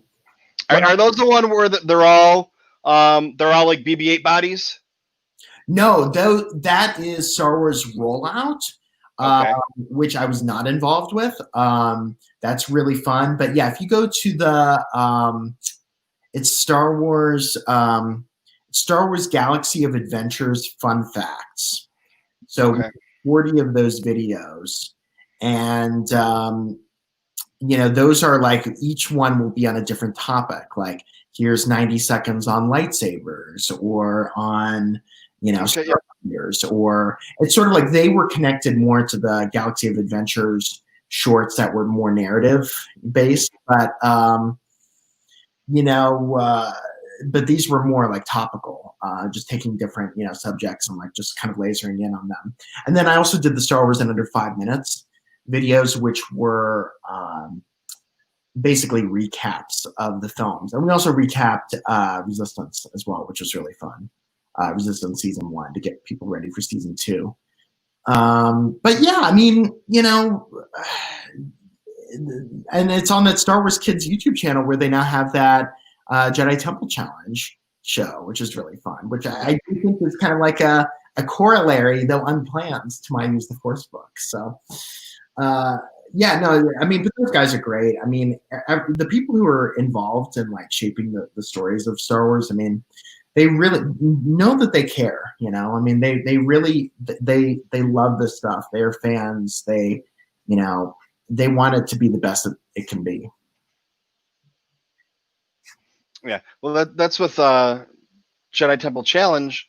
Also, like they have little stories in between towards the end, like that the contestants then have to memorize or whatever, that they have to answer questions about. Like are those stories canon? Like they're nothing important. It's like this, what this is what the conversation that took place in a spaceship between two characters. Well, are those characters? Are they actually Star Wars characters now? Like, are they going to be on Wikipedia? Are we going to be able to find out, maybe someday down the line about that? Right now they don't have any story, but maybe someday that they'll get a story. Are those actually canon characters now? So that's I maybe that's a question for Matt Martin. You brought up Matt Martin earlier with the story group. He's great because he will, you know, answer questions, Yeah, and it's great because he's got to get so many questions asked to him, and he's such a good sport about answering it. And I'm sure with all the questions he also gets some not so nice things put in there to him about whatever, and the fact that oh, he wow. hasn't burnt out yet and he's still putting up with it. So He always handles it all so well. I'm always impressed by that. Always impressed by that. well, I think that's pretty much going to do it for today. Awesome. Anything else you want to let us know about before you go, or? If you can pick up Use the Force this week. A lot of love went into that book, and I think especially if you have a youngling in your life, they'll really enjoy it. They'll really get a kick out of it. Yeah, Michael, thank you so much for having me on here. Your knowledge and enthusiasm is so palpable, and I love seeing the comments throughout. All of these fun comments along the way from your listeners who clearly are so engaged and interested in what you have to say. So no, I'd love to be back on again sometime, maybe for What to Watch When, or maybe for another Star Wars book in the future. And hey, let's hope that we can see each other in person at a convention sooner rather than later. Well, my idea was, and I kind of told you roughly. I don't know how much you remember. I know you see a million people, so the fact that you remembered who I was like, oh, that I don't know if that's good or bad that I made the impression that you remembered and drawing that Ewok. But my girlfriend just opened up a restaurant in Times Square, or she was opening it when I talked with you, and I was like, oh, we can go there, and I can meet you there. We can have a couple drinks and interview you there because we both live close to each other, and then I was waiting until then it ended up opening late, and or whatever, anyways, then it opened, and then just the way everything worked, and then COVID hit, and I was like, well, I might as well get them in here before, because if I wait until later on, it's already gonna be Comic-Con by the time we can meet up, whatever. So that's just the way it works. So hopefully next time we can, when restrictions are done and you have some time to meet up, we'll have a little get together over and the only reason I'm going to go to Times Square, I mean, I'm sure you feel the same way. I don't want to speak for you, but the only reason I'm going to go to Times Square is if I have a reason to, not to go. When I'll clean up a little bit. When I have friends or family that come to town, I call it stupid New York stuff. Exactly. And that and that's going to Times Square or whatever, because I'm not going to go to Times Square just to go hang out or do whatever. And she's her restaurant's on 47th Street. So that's still, right there. And what's the restaurant called? I got to go. Well, right now they're still closed down. It's Longacre. Lawmaker? Longacre. Longacre. Is it by the Longacre Theater? Yeah, it's a block or two away from there. Because history lesson for everybody. Before it was called Times Square, that area was called Longacre. Mm-hmm. I don't know why it was called Longacre, but that's what it was called. And then it eventually changed, and that's why you have the Longacre Theater, which I think that's on 49th and Broadway. But they're Longacre. They had a couple other restaurants. I said her restaurant. She doesn't own it. She's not one of the owners. She's the GM. But they have a couple of other restaurants, and she got she's in there, but they're closed down now. And that's the bad thing about they're so, before COVID they were so busy, and it's crazy in Times Square and everything. And then because of where they are in Times Square, and everything around them is businesses, and right next door to them is Fox News, and there's another news across from them, and so they're just, and even though they're not the financial district, they're still financial businesses, and whatever there are around there. So when there's nobody working, there's nobody there, because it's not even residential. There's no residential in Times Square, so there's no one there. But well, that's right.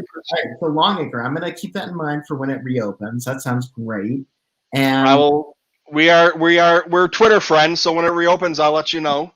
Definitely, please do. And I just see that Pauline Harvey here just said, I hope Christian comes back to Fan Expo in Toronto. I hope that can happen too, Pauline. I don't know if it's going to happen this year, given everything, but Fan Expo is one of my favorite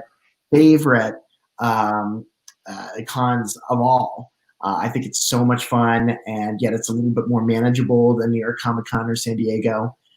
So I love it. And Toronto's like one of my favorite cities practically. So Yeah, yeah. I grew up in Buffalo, so I joke that we used to drive west to go to Canada. I mean, you had to drive north to get to Toronto, but that's you drove west to go to Canada. So That's right.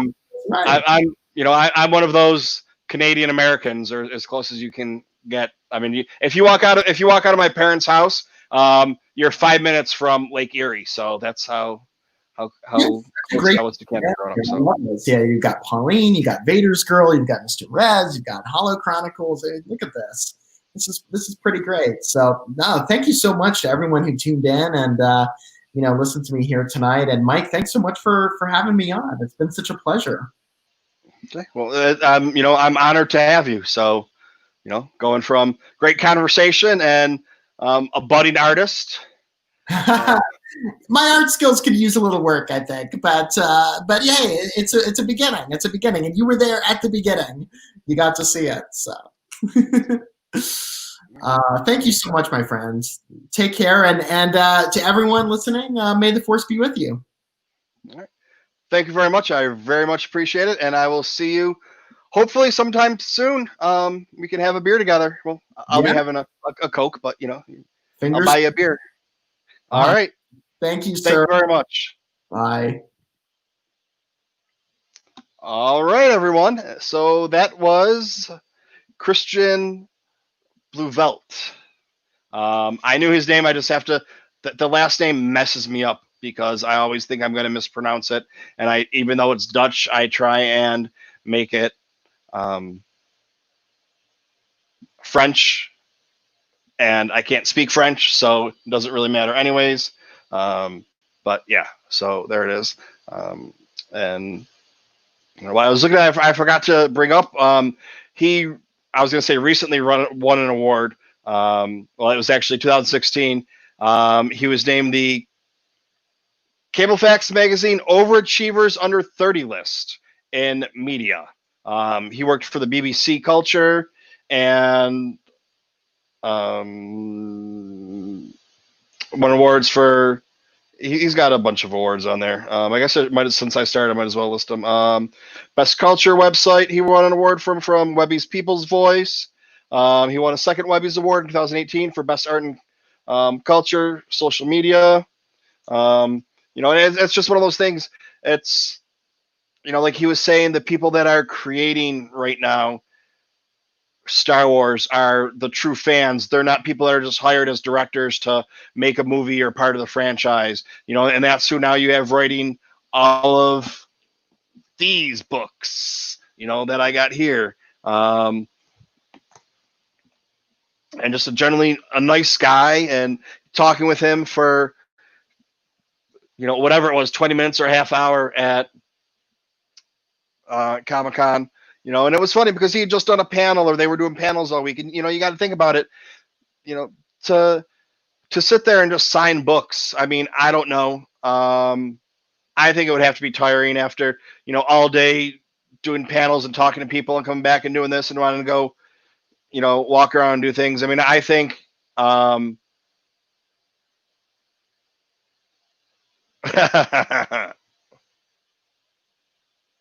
you keep hanging out with guys like that and you'll win more awards. I didn't even bring up the fact that I had the award. I didn't tell him. I'm going to have to send him my picture with it hanging like a necklace on me. Because, yes, everyone, I'll grab it here now to show you. I can't reach it. This is an award-winning podcast, which I'm sure you people know. And here it is. It is the award for Best Pod Appearance. Now, I say I am not the best podcaster or content creator. I do not have the best show. But this award right here says and proves I have the best show for people to come on. So, just saying. I was put up for the award, and it was voted on by the people of Twitter.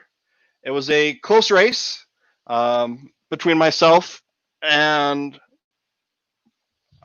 everyone that was in that group, in that category, was good. I'd like to say it was the Box Tank, the Septic Tank, Holocron House, and whatever the hell I do, collecting with Kyle. Like if those were the 4 things, like I was a shoo-in, okay, fine, I didn't have to do anything. But I did some work for that. I told people, like, hey, this is mine, go vote for me. Oh. And no, you guys, you know me. Like I do appreciate the award, and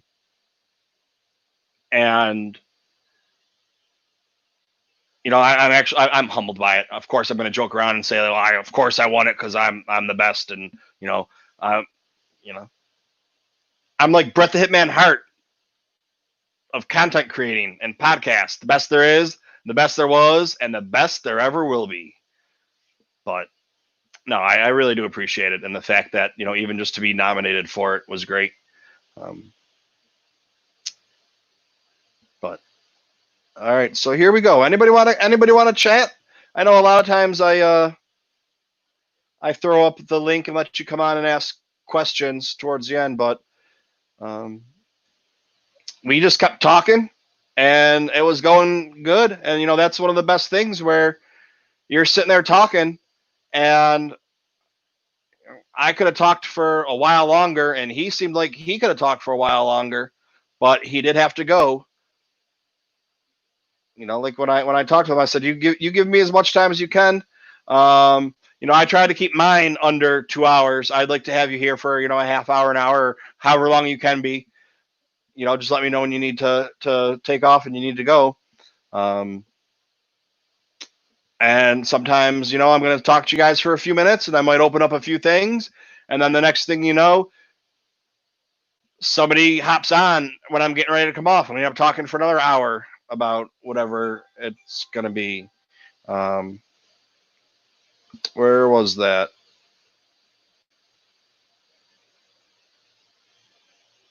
Ryan likes the Jedi Fallen Order that I do. Yeah, I've been doing Fallen Order on YouTube. I already did it one time, and the first time really wasn't that good. I mean, it took me 40 some sessions, I think I call them, and 110 hours to beat the game. This one, I've done 12 sessions, and they're about an hour to an hour and a half each, and I'm over halfway done with the game. So, the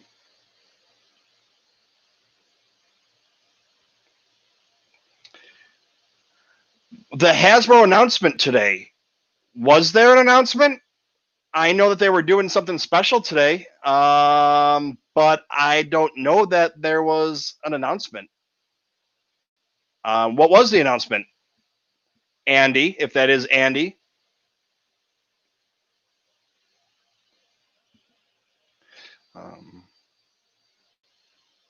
Well, Kylo,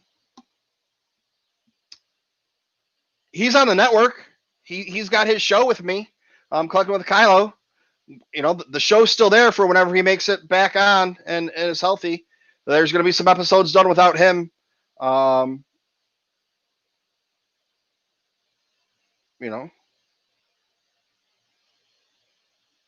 don't know what I did or said, so I hope that I wasn't being a dick and you said that. This is one of the reasons a lot of times the show. So I talked to him for an hour and a half, and then talked to you guys for a half hour, and that's 2 hours for the show. And then we get people like Gannon 136. He'll come on here, and we stop talking because one of us or both of us start falling asleep. I'm going to guess Mr. Rez has a plan to win or to get an award. Pauline says hello.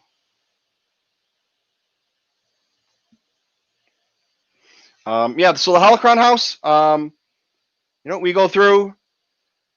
I'm going to tell you right now, it's not for everybody because it's an investment. We're going through the books. We're going through the visual dictionaries and the art books, and we're talking about each picture. So it's kind of like a deep dive into those. Hello there. Look at you all sunny out and shit. Like, where are you? California? Man, must be nice to live over there.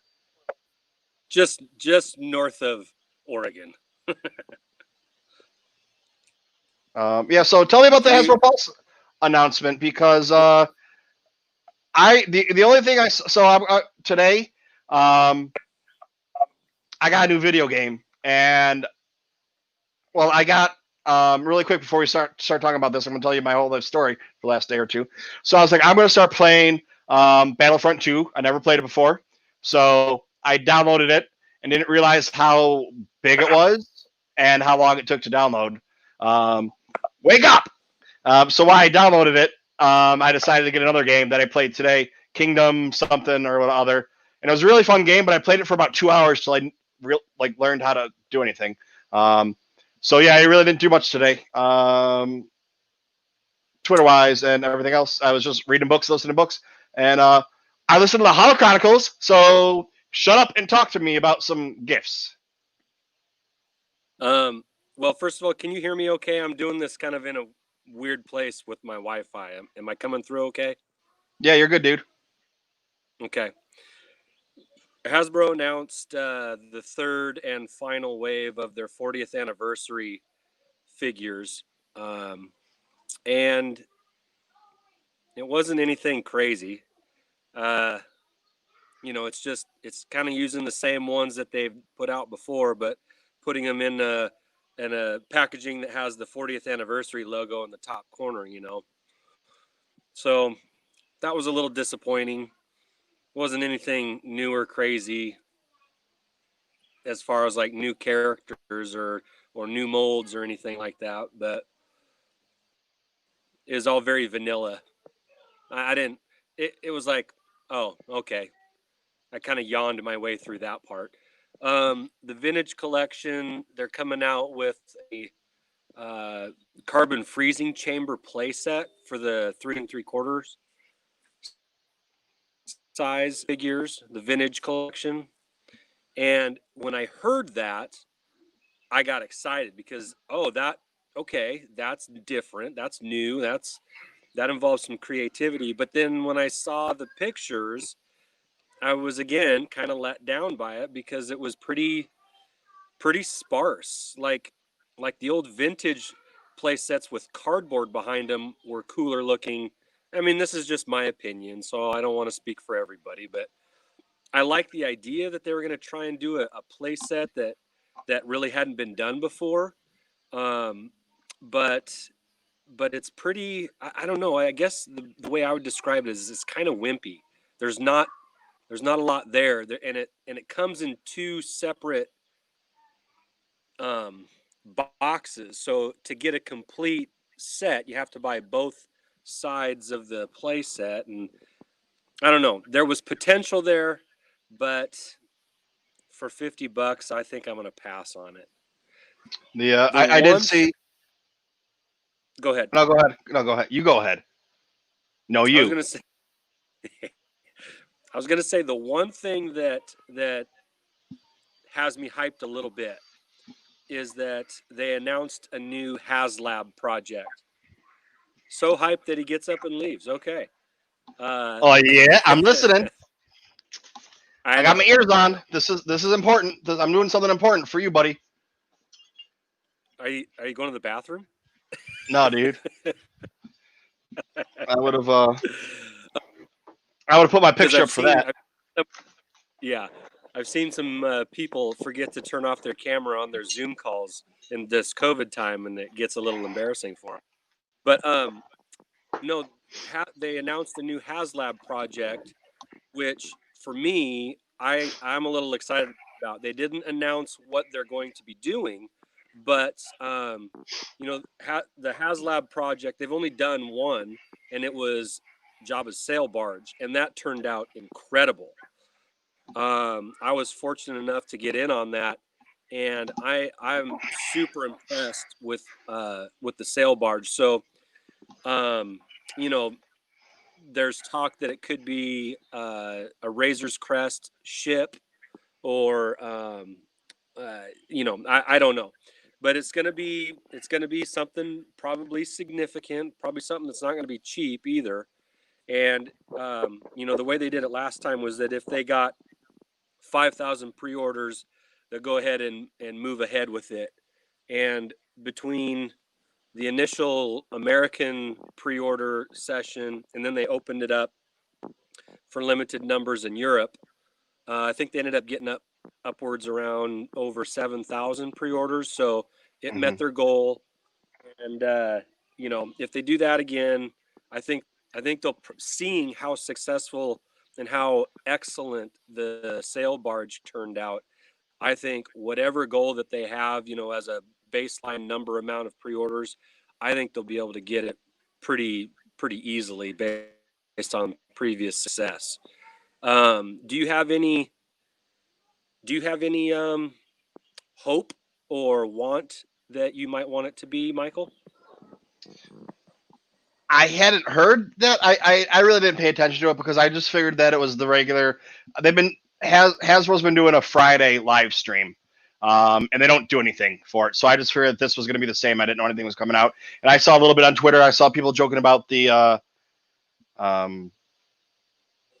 you had to buy the two play sets to make the one or whatever. I didn't know that was serious. I thought it was a joke, but I guess it was serious, and that's. Corey Van Dyke posted something about the figures, and I thought he was joking. And I was like, he named a bunch of figures, and I said, let me guess, we're not getting any of those or something like that. Because me being a smart ass, who would have thought? And maybe he did list what we were getting and was saying that it's a joke because we already have them, or whatever. I don't really know. I didn't read it well enough. But with I was gonna get the sail barge, but you need to go to the barber. And get a haircut too. You look like a hippie over there. You're probably in some lockdown zone or whatever. I don't know. But I didn't want to spend the money on it because I was like, if this is garbage, and I spend this kind of money on it, I'm gonna be mad at myself. And if Danielle finds out how much it was for this garbage piece of plastic, she's going to be mad at me then. So I didn't pull the trigger on it, which I wish I would have. The only thing is, I was recently given the opportunity to buy one, and it was going to be like a good price that I would have paid for it, but I don't have anywhere to store it because of the size of it. I was like, listen, I'm going to buy it. A purchase like that. I wasn't asking for permission for the money wise, like how much it was. It was the fact that I was going to have to put it on the kitchen table, and that's where it was going to live until I graduate nursing school, whenever that's going to be, and can afford a new apartment or a house or whatever. So that was more of along the lines. But yeah, I'm down. Maybe, and I think now that we saw what a good job they did with that one, that for that HasLab, that they could raise it to, maybe do something smaller scale. I'm just thinking, do a smaller scale and say we want to sell 20. It's instead of being $500, it's $250, and we want to sell 20,000 of them. Or they might say we want to keep it more exclusive and keep it for $5. Do another one for 5,000 or 8,000 or whatever. And Pauline, HasLab, it's part of Hasbro, and they do like a GoFundMe, like a special, and they say, okay, we're gonna build this thing. The one for Star Wars was Jabba's sail barge, so they built a 5-foot long Jabba's sail barge that it comes out with compartments, and you can actually, besides sitting there and staring at how beautiful it is, you can actually play with it. Andy probably doesn't let his kids play with it, I'm gonna guess, because there goes $500 toy if it gets broken. See, he's mean. He's daddy dearest. We'll have to see what it is. Maybe I can, scrounge it into the finances, but I'm also planning on, with Celebration being canceled, I decided okay, what am I going to do between now and 2022? I have my celebration money. I'm going to take a trip to Ireland in July of next year. I'm going to use that celebration money. And then I'm going to save up some money, and I'm going to go to have that money saved up so I can go to D23 next year in August. And then I still have time to save up for celebration.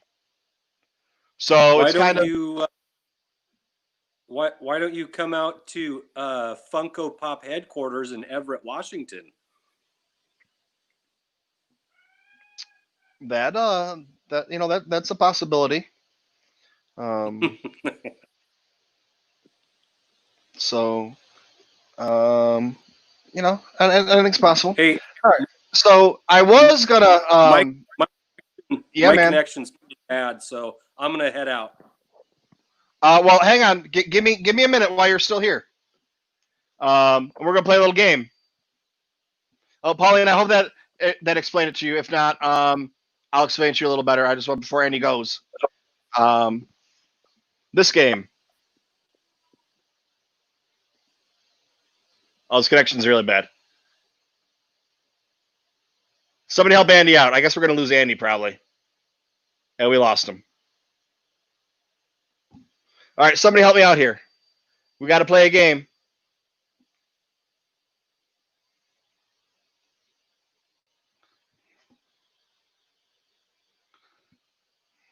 I don't know if he's going to come back or not. Rez, somebody say it to me so I can do it.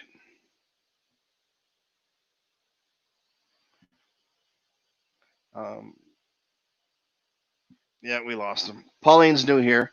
Oh, Jay's on. Let's try and get Jay. Let's see if Jay can come on. Jay, how you doing? Jay, can you hear me? Hey man, what's going? I'm doing good. What's going on there, Michael? Not too much. We got this thing.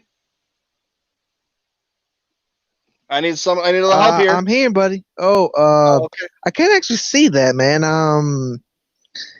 Can you pull it up a little bit closer?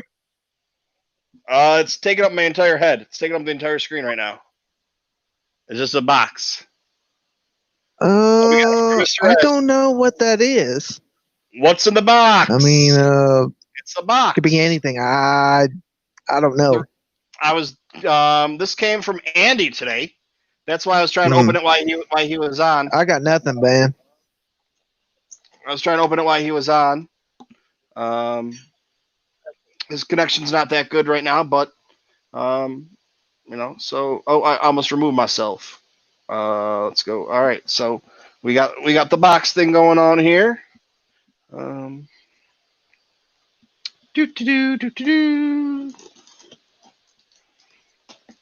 Yeah, and we got a bunch of stuff coming.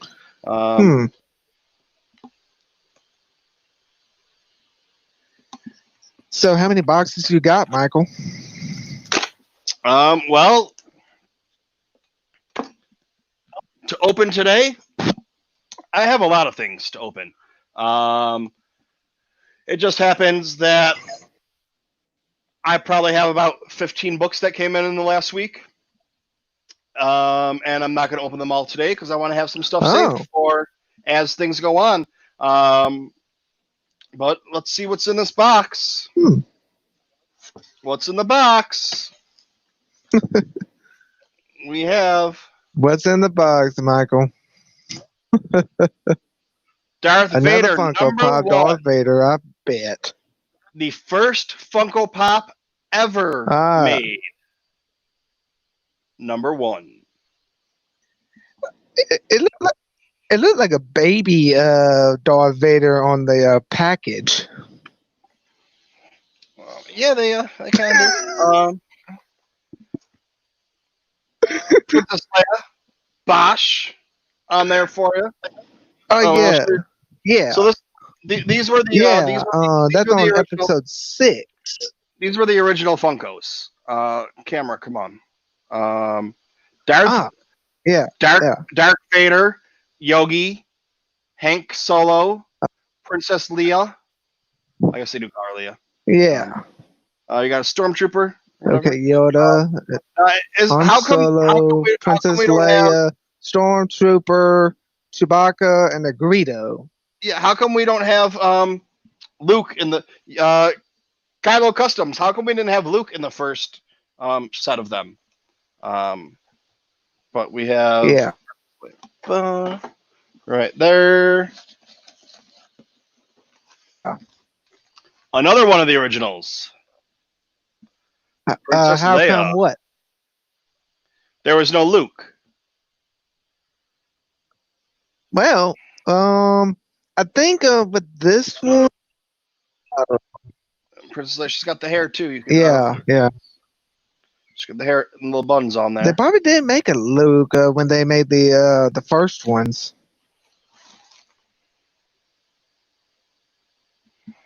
These looks like some repackaged ones, maybe. We got Tusken Raider over here. Yeah, I kind of think so. Some of the repackaged ones of a Tusken Raider, kind of looks a little funny. Okay.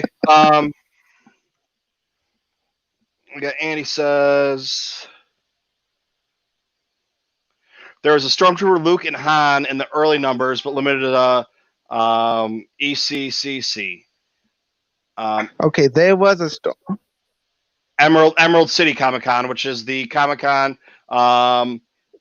in Oregon, right by where they have the plant. So, but I have on here. I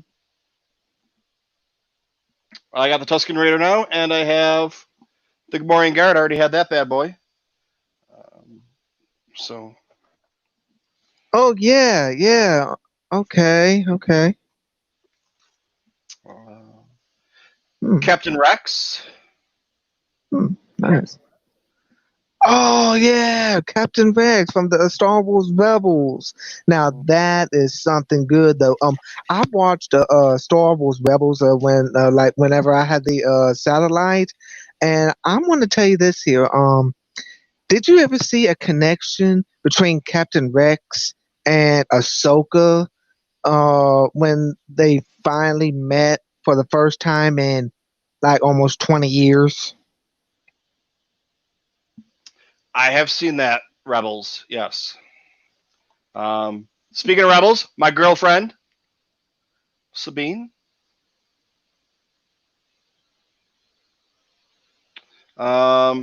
So I have Sabine. That Rex isn't listed on the back over here. Yeah. But he came out of a box for something else. And then this is my favorite character. Chewie. Chewie is my favorite character. Chewbacca. And Star Wars. And don't forget this cute cuddly guy. He loves this cute cuddly guy right here, giving you the tongue. Oh, Jabba the Hutt. great, Jabba the Hutt. Ugh. So I'm gonna need to. You would believe this here though. I've seen pictures on Facebook about with Jabba dressed up as a girl. Are you talking about Jabba or are you talking about Zero? Zero the Hutt from Clone Wars. Yes, Zero is from Clone Wars, but Jabba, he's from everything. I mean, Jabba. That's one thing I know about Jabba is that he is the leader of the crime boss of the Hutts. I mean, he is the leader. He's one of them. The Hutt. So the Hutts, there's like a Hutt cartel. On the other hand, yes. So there's a bunch of different Hutt leaders, and you can see in the Clone Wars, when Jabba's son But- Stinky gets kidnapped, there's a bunch of other Hutts that are in charge, so they all kind of have their own little their own little Hutt cartel going on. And then Pauline, did that make sense? What Yeah, HasLab yeah. is? They Yeah, pick and, something. They do a GoFundMe. They also did something for the Transformers, and that one went really, really well. But they also did a couple other ones. They did something for Sesame. They did a HasLab Sesame Street, and I think it was like a Cookie Monster puppet or something like that. And those didn't make the mark. They didn't hit what they were supposed to hit. I don't know what the numbers were supposed to be. If it was like 5,000 once again, like everything else. I'm pretty sure that the Transformer one they were supposed to do was supposed to be 5,000 also. And that went well over. But okay. Yeah. So they, yeah. But let's see what else we got. Oh, well, I'll do this too while I'm here. I got that box of stuff from Andy. And when I checked the mail today, I had this. Yeah. And okay, this is going to sound. I don't know. That's going to sound corny. I don't know if this has anything to do with Andy, but this comes from Andy's partner. Oh. So I got a box from Andy, and then from Andy's partner sent me an envelope. And in the envelope, I bet in the envelope we have take it out and play, or leave it in the box. Oh. What are you gonna do with your toys? You take it out or you leave it in the Jesus Christ. Do you leave it in the box, or you take it out and play with it? What do you do? And like they say, whatever you choose to do is fine because they're your toys. If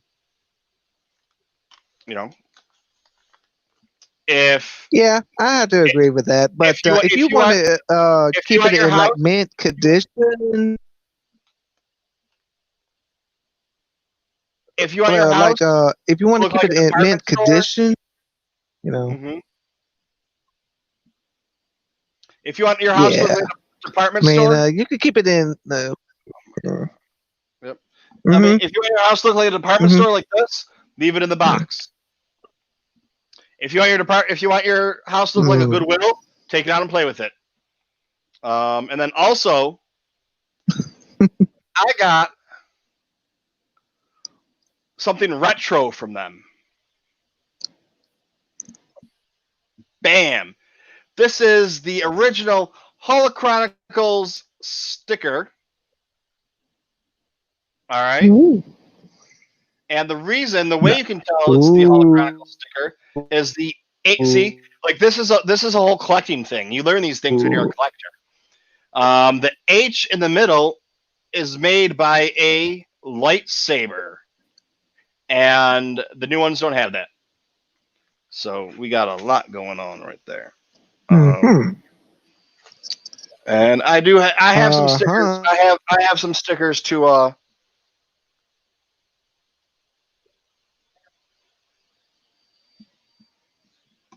yeah, Marshall, the interview that Holo Chronicles did today was with Marshall Julius. He said if you want to look like a stockroom, Marshall Julius.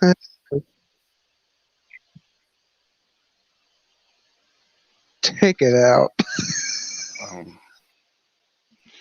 So yeah, someday they'll come out, but for now they're in there. And well, I have some stickers. Know about that. If I want to keep it in mint condition, I would just leave it in the box, and I would just let it sit over time, and I would All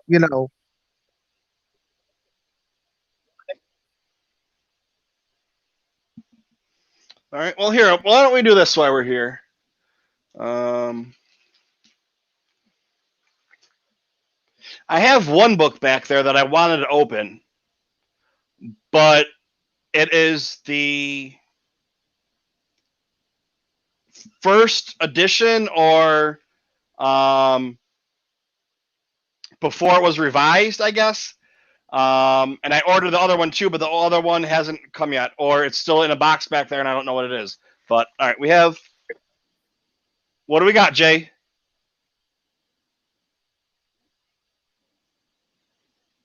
Anybody? What's in the box? Oh, all right. We have a book. Boo Boo, what are you doing? Okay.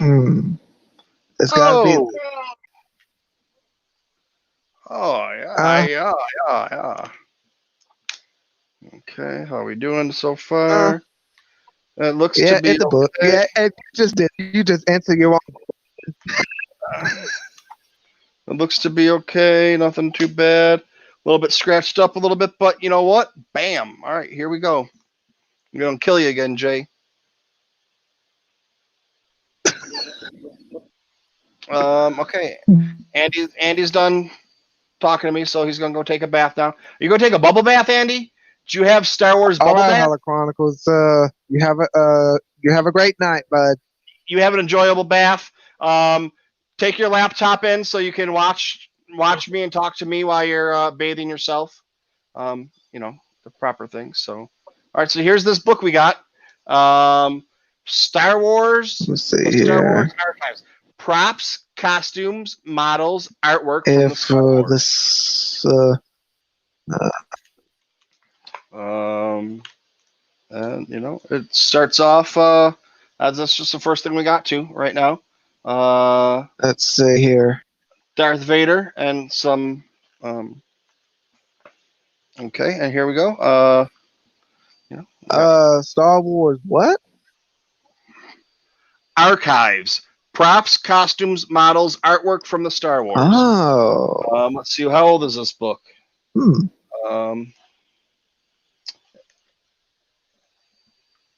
The only dollar sign is in pounds. 1995.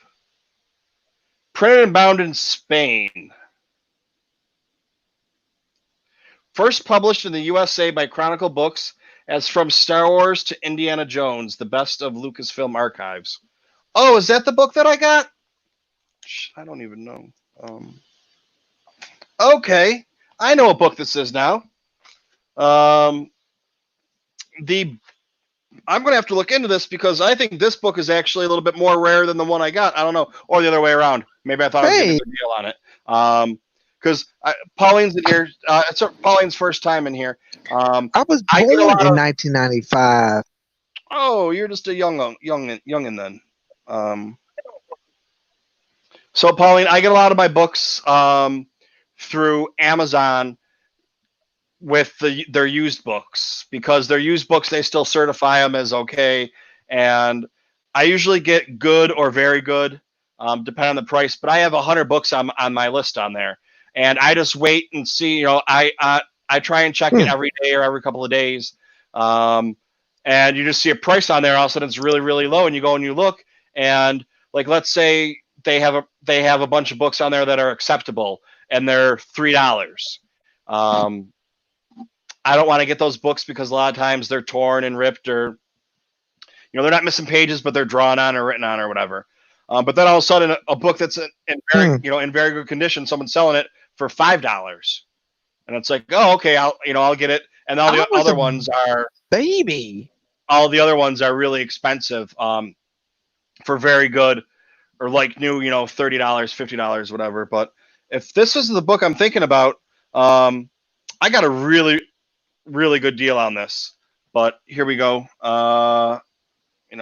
We got the Snow Speeder. And I think the cover on the American book is Indiana Jones. And I was like, I'm going to get this Indiana Jones book. Or I could be completely wrong, and it's just a different book. So, here we go. Speaking of Bosch, there she is right there. And that's more of the stories going on. Like we were talking with Christian earlier, what do you have? You know, he's bringing in stuff from Legends and putting it in these books that, you know, they're not the big visual dictionaries that you're going to get for the movies, but they are basically visual dictionaries. They're teaching you their reference books, and he's making these things canon now. So, you know, in Star Wars, I say real life, in real Star Wars life, you know, the drink that he named that came from Legends is now canon. It's in Star Wars forever. But here's this awesome picture. Look at this. Look at this mask. This is the Vader mask. Darth Vader mask for Anakin Skywalker reveal. All right, and then after that we go to, where did we go? We switched. Was that 2? Was that 2 for that? Okay. Part 2, Fortune and Glory. Now we have Indiana Jones. Yeah. There's one thing about so here we go. The model for that. canon So Legends.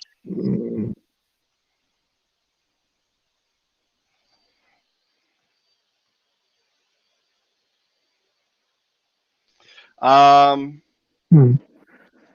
Art of the Last Jedi. I have that book, Pauline. And after, so right now when I started, I have a lot of books. And Pauline, well, Jay, you already know. I'm telling Pauline that was on taking on Indiana Jones, Temple of Doom, I think.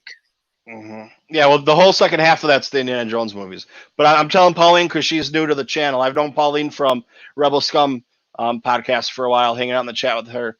But I started doing the Rise of Skywalker visual dictionary, and I was going through page by page and saying, here we go, this is what it is. So if you don't have the book, or you want to just talk about it in the chat, or come on, like Jay just did, or Andy just did, that's part of the thing about this show. Anybody can come on and talk Star Wars with me. Andy wanted to come on and talk about the Hasbro news for a minute. So instead of writing into a podcast or writing into me and find out what I have to say or leaving the message in the chat, he can come on here and talk.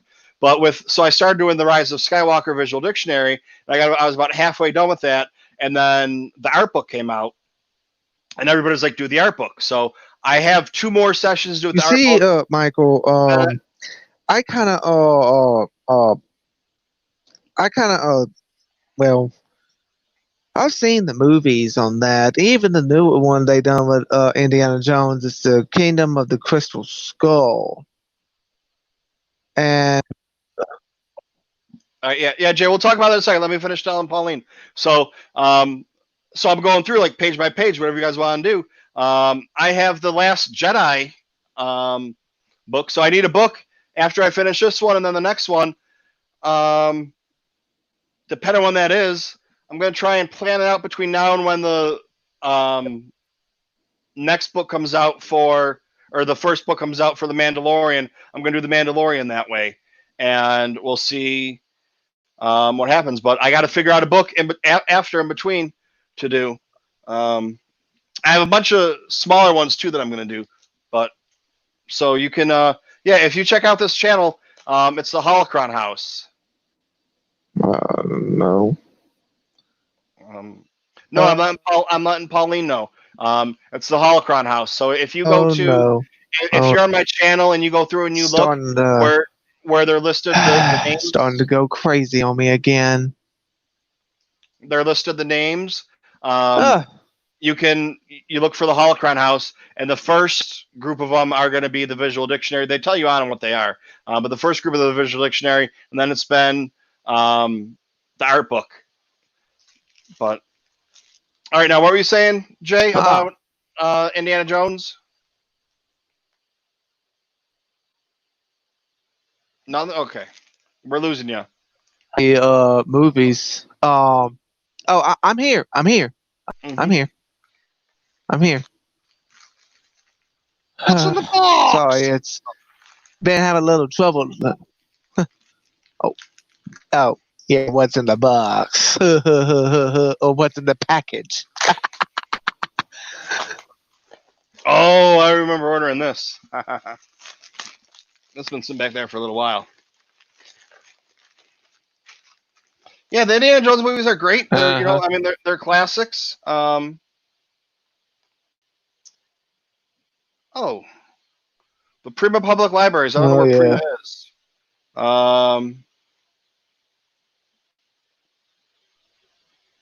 Prima County Public Library. Give me a nice little bookmark. Oh, Talk about a snooze fest. Tucson, Arizona. Let's be friends. Here we go. They want me to, I'm going to find them on Facebook and the interwebs. But yeah, so the Indiana Jones movies, I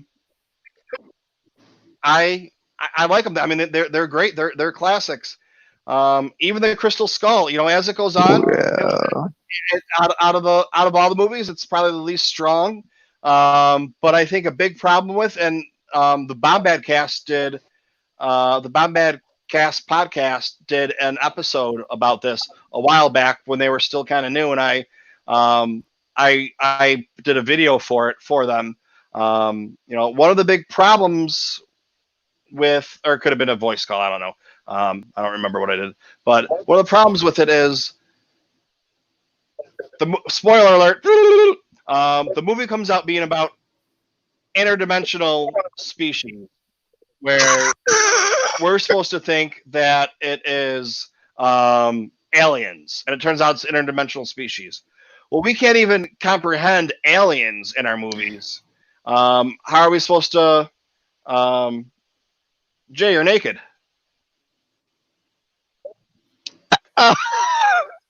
Sorry, man. This is how I sleep. This is how I sleep.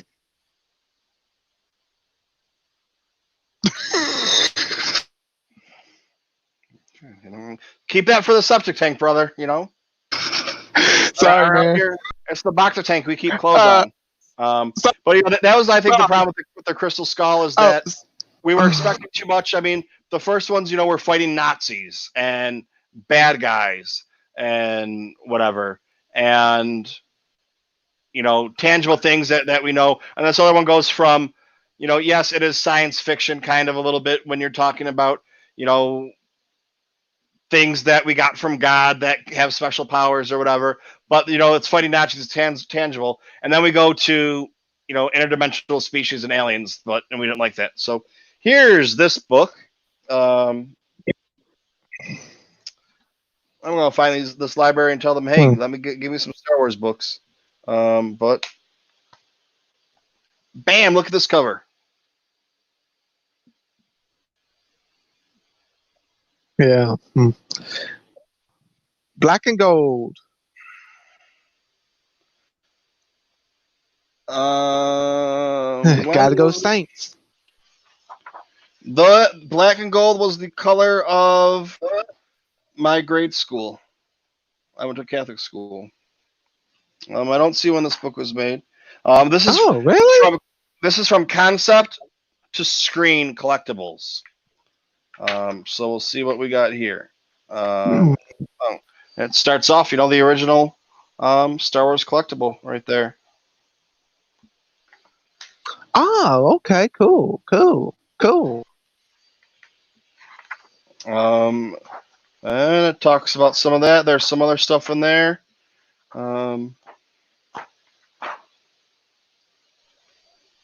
So here we go. We have a picture of Zeb. Right there, picture of Zeb. Zeb. Nope, that's not Zeb. I don't know that one. That's not Zeb. You know who Zeb is, right? From Rebels? That's Chewbacca. Yeah, I know him. That's what Chewbacca first looked like when Ralph McQuarrie was drawing him. But yeah, we got some other ones in here. Here's the whole line. So I don't know if I told you guys about my my book that I got on the Kickstarter for. It's gonna be a really nice book. So here's this is the 92, Kenner 92. Myself, I somehow came across this book that had a Kickstarter for it, and it's gonna be all of the Star Wars figures like this, the vintage collection. It's the first book they have is the Kellerman book. There's been a couple after that, but I don't even know if this is from Kellerman or not. But yeah, you know, it shows one thing about stuff like that. This book I'm on the Kickstarter for, it came with a lot of extra stuff. is that they do worth a lot of money. All right, Pauline, thank you very much for stopping by. I appreciate it. Bye, Pauline. It was great seeing you. Next week, I can let you know right now, since this one's passed. Next week, we're going to have Jay on, who is also known as Yak Face. He'll be on hanging out with us, talking about some collectibles. So you were talking about, Pauline, how you were interested in some, you're having about the Rebels Black Series. Well, he'll be on here, so make sure that you're here and talk to me beforehand. If you want to get on, like Jay is right there making faces at us, you can come on and ask your questions away, or stay in the chat and ask your questions, whatever you need to know, or DM me on Twitter, or email me at tmtbactatank@gmail.com, and I'll get your questions that way. Thanks for stopping by.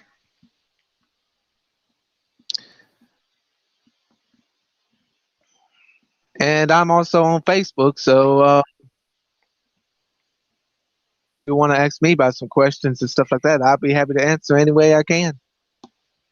Yeah, I don't know what happened to Gannon. I know he just got home from work, so maybe him and Andy are taking a shower together. I don't know. I don't mean taking a shower together. I mean, you know, Andy had to go take his bath, and and Gannon's got to go. Gannon just got home from work, and maybe he's taking a shower. I didn't mean together, like together. There's nothing wrong if they are, but I just meant, actually, you know what? I'm gonna change that. I'm gonna change that. If Andy and Patrick are taking a shower together, there's a problem because they live on opposite sides. They live on opposite sides of the country. So there's a big problem if they're actually together right now. Not the fact they're taking a shower together, but how they're taking a shower with each other. That's 3,000 miles apart. That's some crazy, like, alien shit right now. So they're being possessed, kidnapped by aliens. You know, it's like Han and Chewie took a shower together. No problem. They're friends. You know, that's what happens. You got to get clean. You know, but, like, you know, how do you do it when you live that 3,000 miles from each other? Anyways, get back to stuff. What's this? What's in the box? Okay, it's always what's in the package, box. Michael. No, no. The saying's what's in the box. So let's see what's in this one. Well, you get the idea. And I was hoping for. I don't know if I told you guys, but I have somebody working on a T-shirt for me. I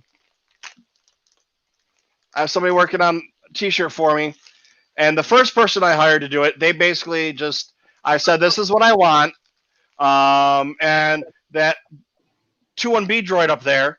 I said, "I want a depiction of this with, you know, and here's the criteria," and I gave them examples. The only fucking thing they did is they cut and paste the examples I gave them and put them together. Not a depiction. I'm sorry, when I say depiction, I mean I want you to create something. When you say you're going to create something for me and you just cut and paste, I wasn't happy with it. So the next guy I get it, and he does what I want. The only difference was I'm in the picture. And I, in my own head, I was like, well, it doesn't look like me, I'm happy with it, but I know a few other people that had artwork done, and like when Gannon or who was it?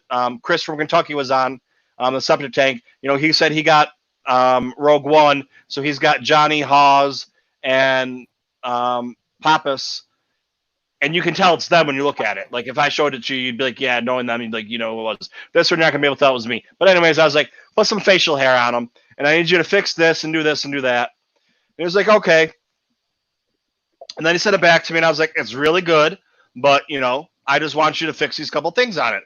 So I was gonna premiere it tonight and let you people know tonight, and work on my TeePublic store and have a TeePublic store, so all y'all can get this T-shirt and whatever other coffee mugs and everything else that you want.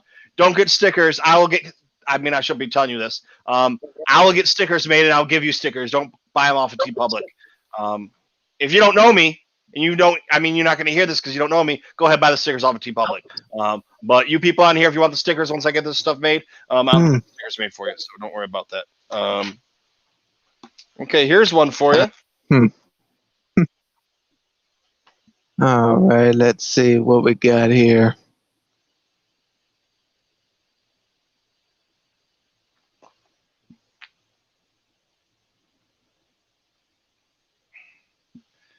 The Return of the Jedi. It is the, what do they call it? The face mail? Facsimile? I don't know what the fuck it's called. It's the script. And there's an inscription in here. Now I got this off of Amazon, and I'm going to guess the condition of it is good because there's writing in it. But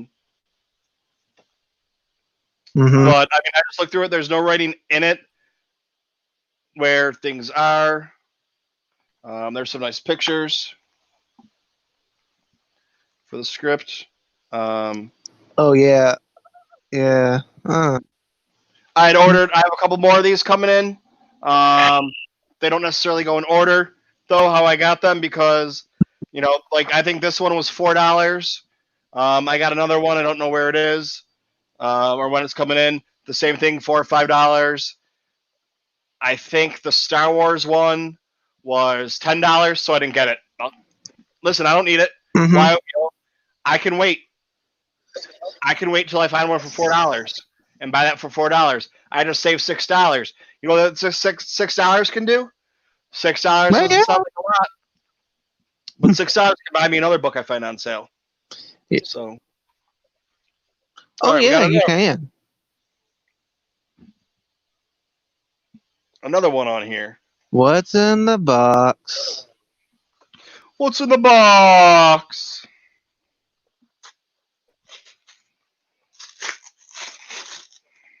What's in the box? What's in the box? Man, this is so funny. This one, I think this one's still on my list. I don't think I took this one off my list, so I'm gonna have to go on there and take this off the list.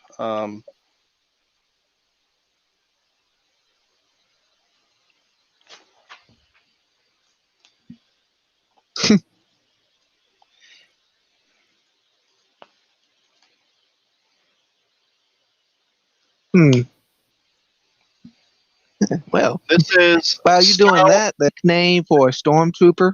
This is Star Wars Insider, Heroes of the Force. It's the best of Star Wars Insider Guide to the Light Side. And it just.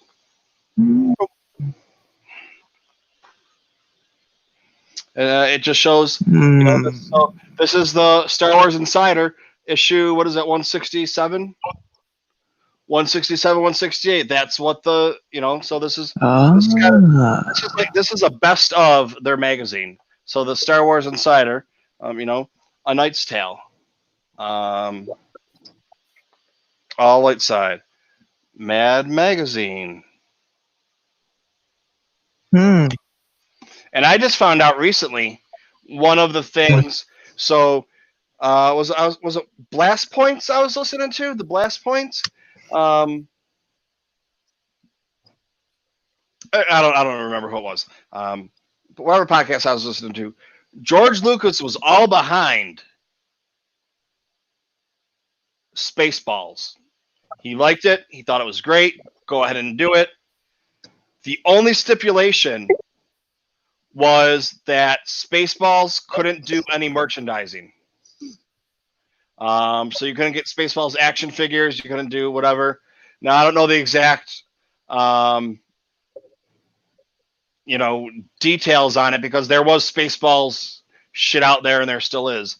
But it wasn't to the extent of like action figures and Winnebago buses, spaceships or whatever. But Oh boy. okay. I have never seen Spaceballs in a long time, and I know that is hilarious. It is. All right, here's a book. I don't know what it is. What's this? You already said it's a book, so And tomorrow, I know I talked about this, but so there's no need to say it. You got to say it so I can open it. What's in the box? You got to sit there. What's in the box? What's in the box? Okay, so I got my RAM and I got my my disk drive. Oh shit! I didn't know this was here already. This is early. This is real early. Okay, that's.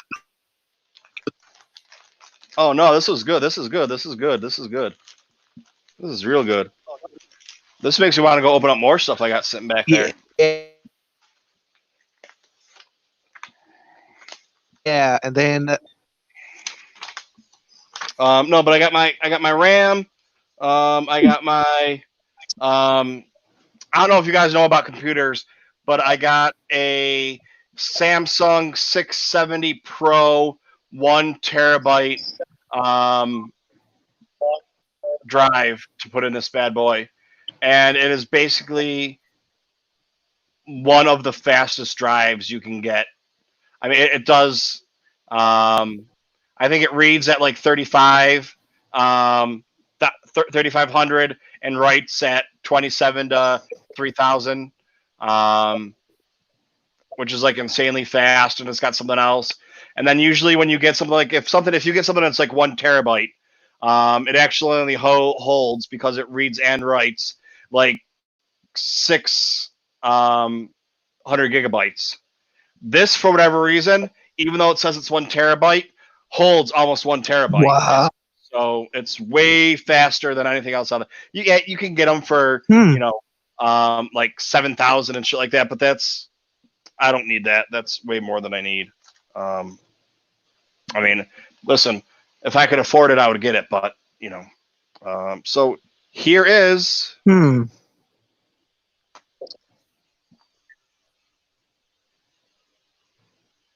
The Art of Return of the Jedi. This is the original book. Not the original Star Wars is the original, but and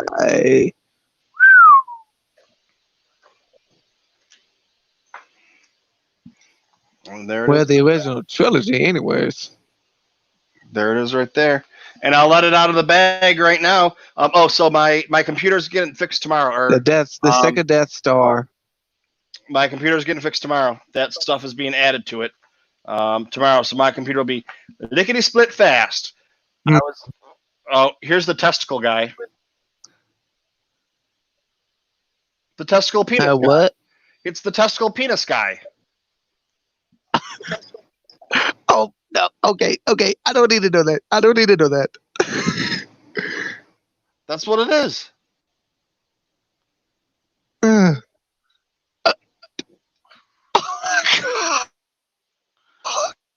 The twig and berries. That's what it is right there.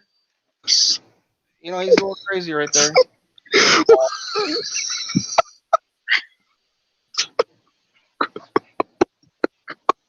Jabba and Switch. I cannot believe they really done that. I cannot believe that.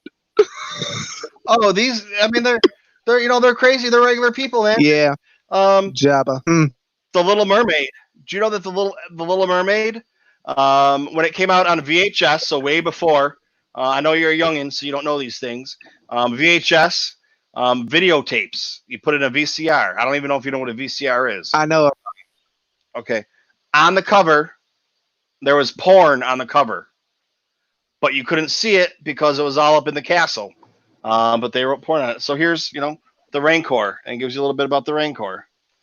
But it was once again, I got holding out, waiting for these. Here you go, the Biker Scout. Holding out, waiting for these. I think these have been my list for 2 years. And I found both the books.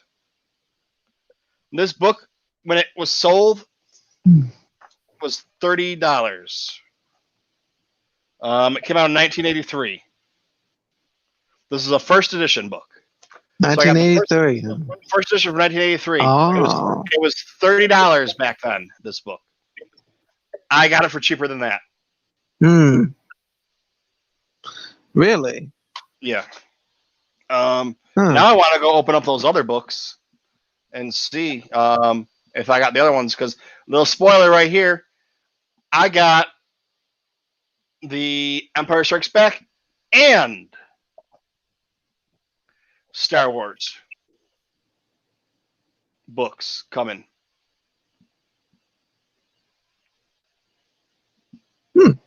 Cool. That's what, You know- you know what I mean? Let's see right here. No, I got my uh, my book stands coming in. So now I've been messing around with the book stands and trying to get different things going on, and how to prop them up and do them. So I was told last one was the best way it looked, but I got some book stands now, so hopefully they'll be a little bit better. But open orders. And I forgot to say, I just got accepted to what the hell's the name of it? I'm trying to get advanced copies of books, right? And it's hard to get on the the list and everything. okay. So there's this place called NetGalley. I just got approved by NetGalley.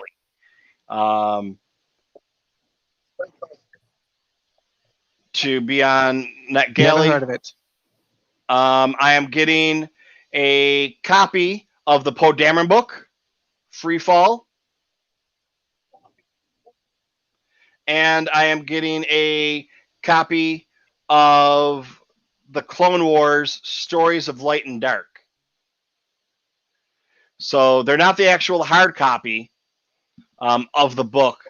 They're the Kindle version. Yeah. But hey, dude, I'm getting the book months early and it's free. Yeah. So I'm going to enjoy that. And then on the day the book comes out, Free? Wow. And then on the day the book comes out, I can do my review of it, and I don't have to wait, and for anything else. So that's a plus. Why aren't those on here?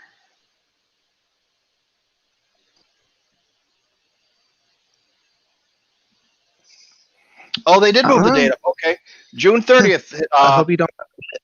Christian's book comes out June 30th. Yeah, see, it's been moving around. It's been moving around from this week till the middle of July, and right now it's saying that it's going to be released June 30th, but the delivery is going to be July 2nd. So usually, whenever it's released, is the delivery. So let's say the book that comes out tomorrow, Shadowfall or whatever the hell it's called. That comes out tomorrow. Amazon's already had it for a couple days. It was shipped. So it was shipped 2 days ago. So it's going to come today or tomorrow in the mail. But that's not how they, this one, I don't know. It's been moving around. So it's kind of crazy. But let's see what they're going to say here with these. It doesn't even say this book.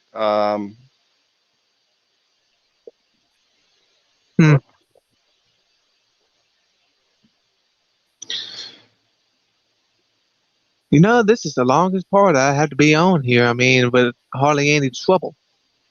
Okay, so the art of Star Wars Episode 2 is coming June 29th to the 15th. That book that I just showed you isn't supposed to get here until the 29th, so it's a week early. This one, yeah. See, I don't.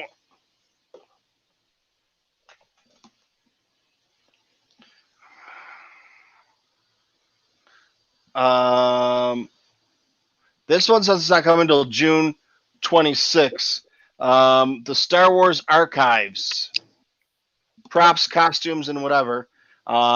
This one is from Star Wars to Indiana Jones, the best of Lucasfilm Archives. I think it's the same book. Ah, cool. This one's just the American, and I got the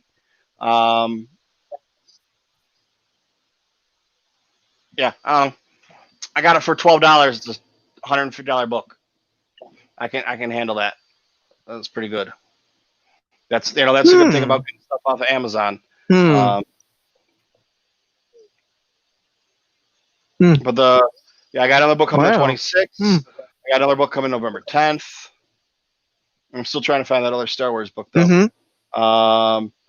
Arriving by Friday is Star Wars. Arriving by Friday is this book that just came. Expected tomorrow is Empire Strikes Back. So, but I still have a lot more books. I still have a lot more books coming. Another one. I have yeah. I still got a bunch of books coming in. So don't you worry. There's gonna be stuff to open. It's sitting back there to open. You know, there's a bunch sitting back there to open.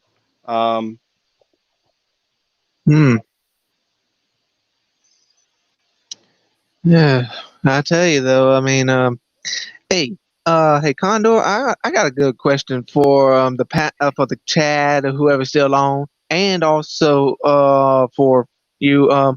Which one is your favorite vehicle from the Star Wars series?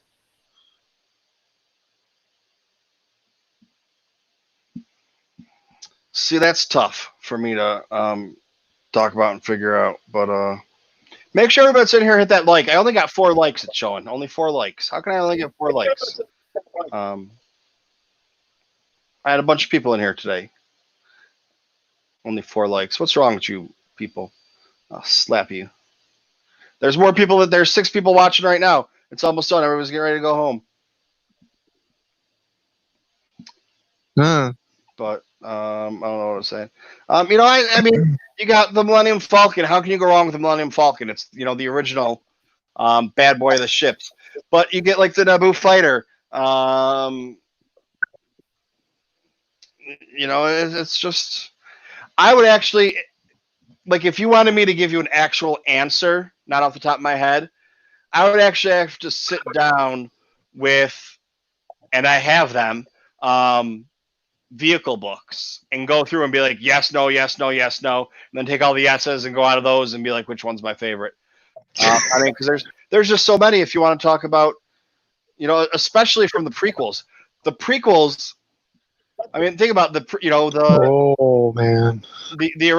original trilogy. Everything's beat up and dead and dying. That's what happens when the Empire takes over and looks at things. You get the the prequels. Everybody's got money. Things are nice. Planets aren't being blown up and being destroyed. So,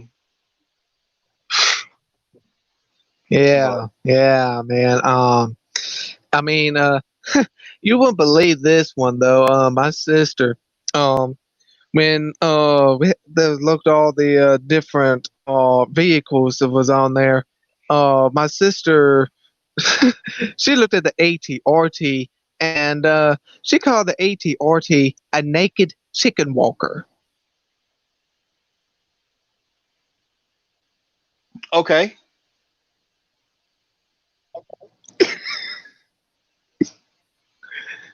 I mean, I mean, well, it's true, well, ain't it? here's the thing.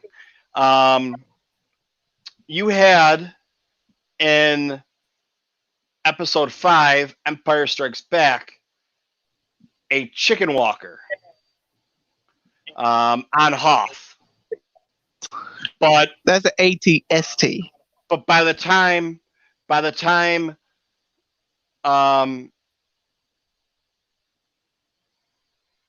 Return of the Jedi came out, they had the same vehicle. They just changed the look of it and made it a little bit more hardy. So it's the same thing. Same vehicle. If you look at the vehicles, you know, they're the same thing. The one's just a newer version of it. Yeah, yeah, yeah, and I mean, now I have to say though, now the only thing that kind of gets me on some of the vehicles though is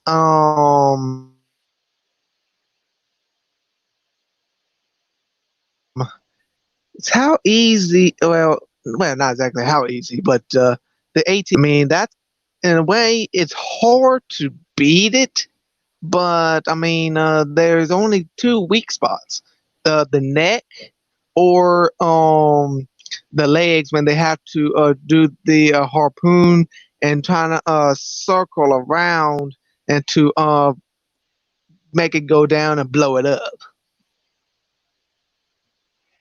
Yep. Speaking of that, I just bought. I was talking about earlier. I was telling Andy, I just got Battlefront 2. Haven't played it yet. I was going to play it yesterday. Okay. If I may ask you this one, is it the newer version or is it the older version? The Celebration version, so the newer one.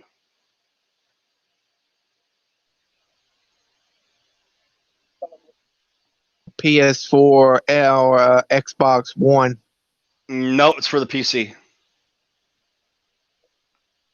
Oh, PC? Oh, Yeah. But yeah. so I went to go download it, and I was like, oh shit, okay, fine. I was like, so I put up on Twitter, I was like, hey, come watch me play this game.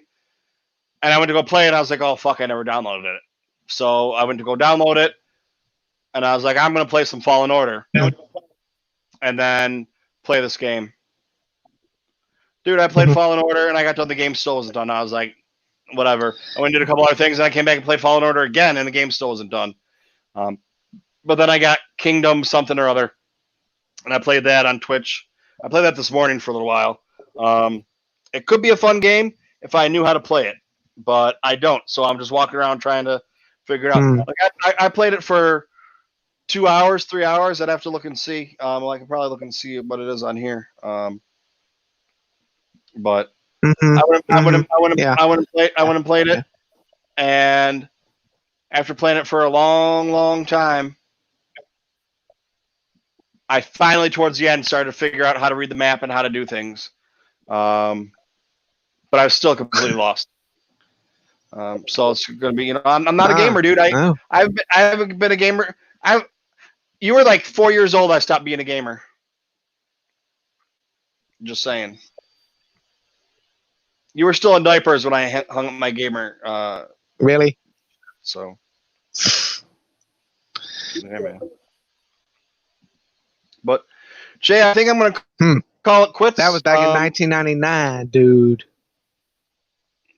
Well, I bought my first Xbox in '99. Man. I mean, it's me too, man. It's getting. Well, I still got to clean up a little bit, and I'm gonna get a little game action going on. I don't know if I'm gonna throw. Yeah, it's getting a little late here. Man. I'm probably gonna. You know what, Michael? It's been fun. I mean, it's been fun, man. I mean, I had a great time talking to you and talking about Star Wars and stuff like that. Just may the force be with you, and hopefully everything turns great. Hopefully, maybe on the septic tank if I stay up that late, but may never know about my work. But just peace out, and I'll talk to you later, man. And remember, when you come on here, we're like a restaurant.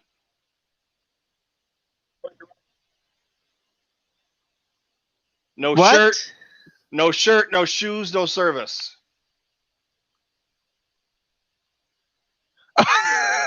Okay. I'll remember that one next time. I'm sorry, it's just how I sleep. All right, man. Thanks for stopping by, What can Jay. I say? It's how I sleep. Tell See all you your later, Star buddy. Wars Bye bye. friends, man. Where are all your Star Wars friends at? All right. So got a couple people left in the chat here. A couple people hanging out, still doing the late night thing. Yeah, we had a great chat with Christian Blauvelt. I think I said it right. I was surprised I got it right when I said it to him.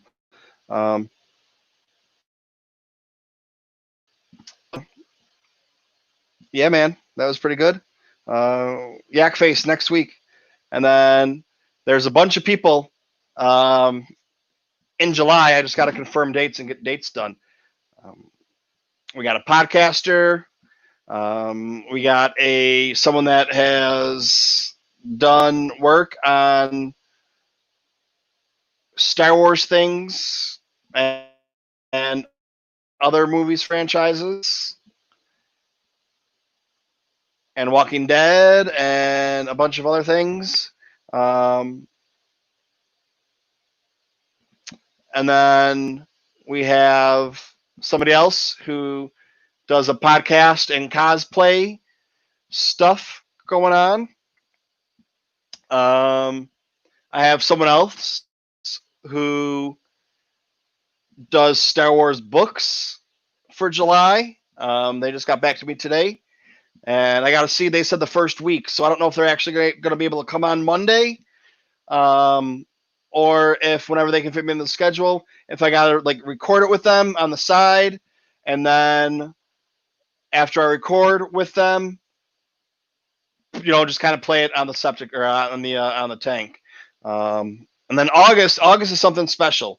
I got something planned for August. There's 5 Mondays in August. Count them. 1, 2, 3, 4, 5. And all of these 5 people have something in common. Some of which I've met. Some of them I haven't met. Some of them I know from Celebration. I was looking forward to meeting them or seeing them again or meeting them at Celebration. But there's no Celebration this year. So this is going to be a month for this group of people. And,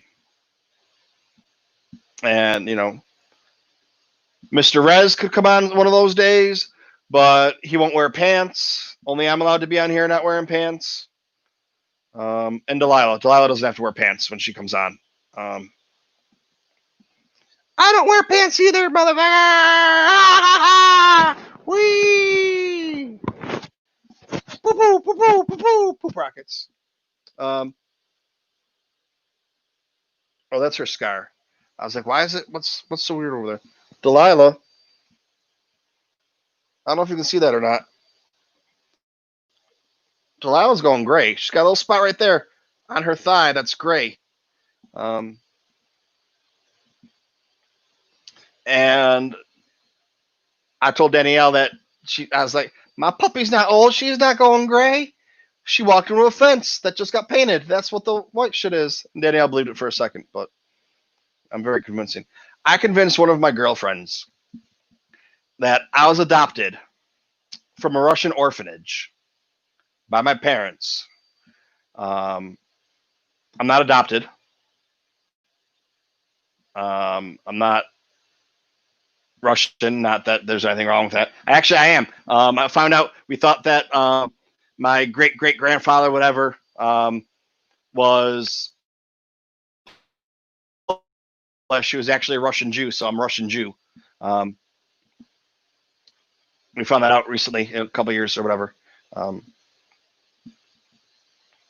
I convinced her that this girl that I was adopted from a Russian orphanage in the early '80s. So it made sense, you know. And I had it, it's like that's the thing. It's like the jokes or practical jokes are like stories I tell. You got to sell it, you know, kind of like you learn in Reservoir Dogs. You know, if you're going to tell a story, you got to know that story. You got to own that story. You got to know every detail of it. You got to know what color the walls were. The light switch, if you flipped it on, did it go up or down? Because they can go the wrong way. You know, if you're in the bath and you got to turn on the hot water, was it on the left like it's supposed to be, or were they backwards? When you turn the shower on, you know, were they backwards? Because a lot of stuff happens at times. You know, you got to know all these little details when you're telling a story, something like that. So I convinced her I was adopted from a Russian orphanage in the early '80s, and she's at my parents' house, and she's like, "I just want to thank you guys for what you've done for Michael. Like it really, you know, you're really good people, blah blah." And my mom has no idea what she's talking about. Like, um, oh, I said 5. Okay. Oh no, I counted for 5 for you. I got you covered. Don't worry. Mr. S says hi. She says hi back. She was a wee bit late. I mean, yeah, you know what? You're only 2 hours and 43 minutes late, but I'm going to toot my own horn. I think it was a great interview. I don't know. You can ask anybody else in the chat. Mr. Ez, you better say it was, or I'll ban you. Well, you came in, and Rez has on no pants. I just wanted to say I have no clue what he's talking about.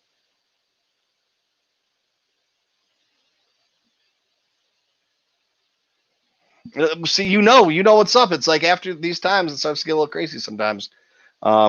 But yeah, so like she's going on and on about how great my parents are and everything and whatever. And like my mom didn't know what she was talking about. She's trying to figure it out. She like, you know, just figured because I was kind of a screw up, and you know, I never, you know, I got away with a lot of shit. I never really got in trouble, but you know, I should have gotten in a lot of trouble, and you know, whatever. I was able to get out of things because you know I got that beautiful smile on the face, get out of jail free card. And my mom's like, "What are you talking about?" She's like, "Michael told me. He told me not to say anything to you guys because you didn't like to talk about it, but that you guys adopted him from a Russian orphanage." And my mom's like, "No, I gave birth to him." And then she's arguing with my mom, "No, you didn't. He was adopted." Yeah, it was funny. If you knew this idiot, the story would be even better. But I think that's going to do it for today. Told a story from my past. Had a great interview. Mr. Rez, you can go ahead. You can tell me, you know, what you thought about my that little chat. You know, see, it's weird because it's not really like an interview. It's more just like just talking. And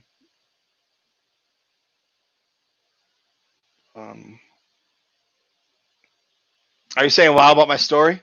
Yeah, dude, I'm pretty funny. Oh, I got a million of them, dude. I'll tell you guys about when I was attacked by the shark too. That one time. Maybe that will be next week. Somebody remind me to tell you about the when I was attacked by a shark. I'll tell you that story next week. And hopefully my artwork will be finished.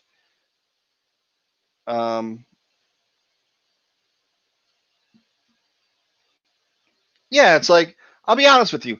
Some of the people that we know and that we're friends with that do, you know, interviews out here, talk to people, they're much better interviewing than I am. I know that they are. I don't talk right. I use slang. I say a lot. You know, like I use a lot of qualifiers and things like that that aren't good. I don't ask the right questions. I talk too much. I tell too much of my own shit when, you know, I'm fucking talking to them or whatever. But it's just kind of like, you know, we're getting to know each other or whatever.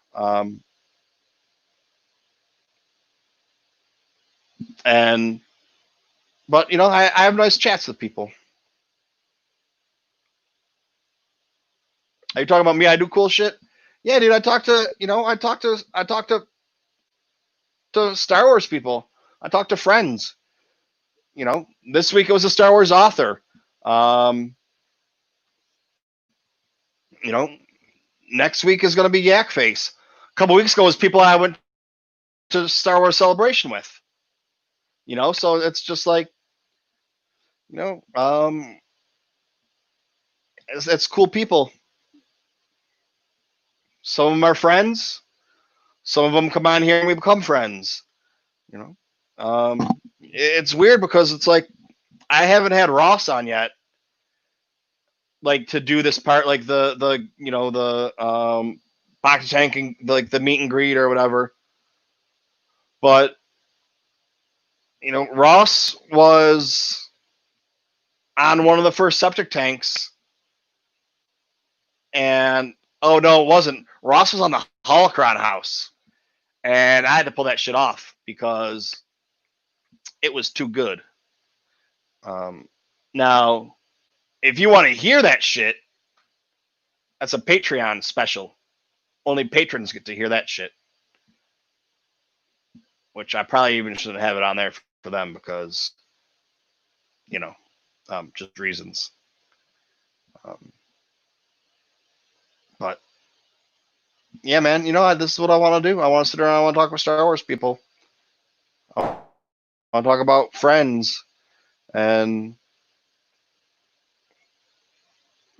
podcasters and getting other stories and whatever. And it's like I try and get people on here that haven't been on before. So it's like Rez won't come on because he thinks he's too ugly to come on the camera. He's got a face for radio, is what he's told me he thinks. And I'm not going to disagree with the man. He's a smart man. So,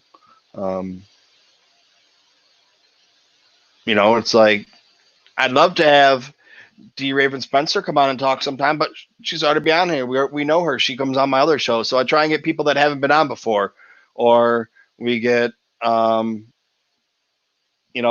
podcasters, new podcasters that haven't been on the show before, haven't been in the chat, don't know anything about me. I've listened to their podcast. I like them. And hey, come on and we'll talk some Star Wars. So, maybe Delilah can come on sometime. If I ever need anybody to fill in, I'll have Delilah come on.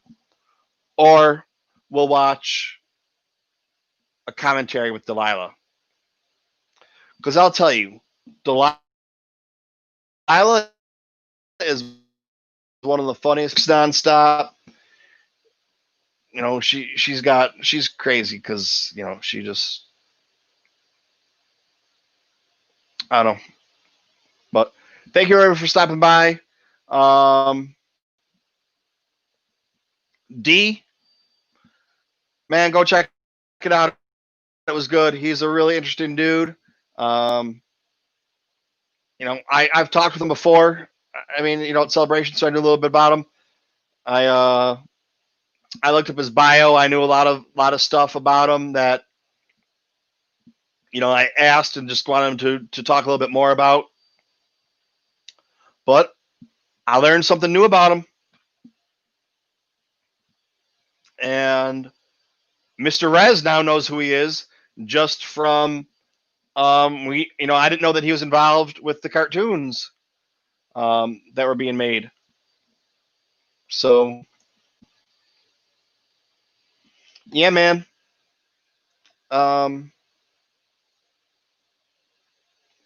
Well, that you don't even need to do it on YouTube anymore. I mean, you can if you want to, but I take the guest portion, featured guest, special guest person that's coming on, whatever the hell you want to say, whatever you want to talk about, however you want to put it. I've been taking that and putting it on a podcast form. So I was taking the whole thing and putting it on podcast, but like when I'm opening up the books and shit like that, it doesn't turn out too good for a podcast because I'm like, look at this picture. Oh, here's a picture of Darth Vader. And then 20 seconds later, oh, here's a picture of this. If you're listening to the podcast and that's what the last 20 minutes are, 30 minutes are, it's kind of crap. So I was like, you know what? If somebody wants to watch that, fine. So I just started putting the talking part on there. And I don't have it set up right on a good show because I was just been putting it up there. But now I'm actually going to put a little bit of work into it and actually edit it a little bit more.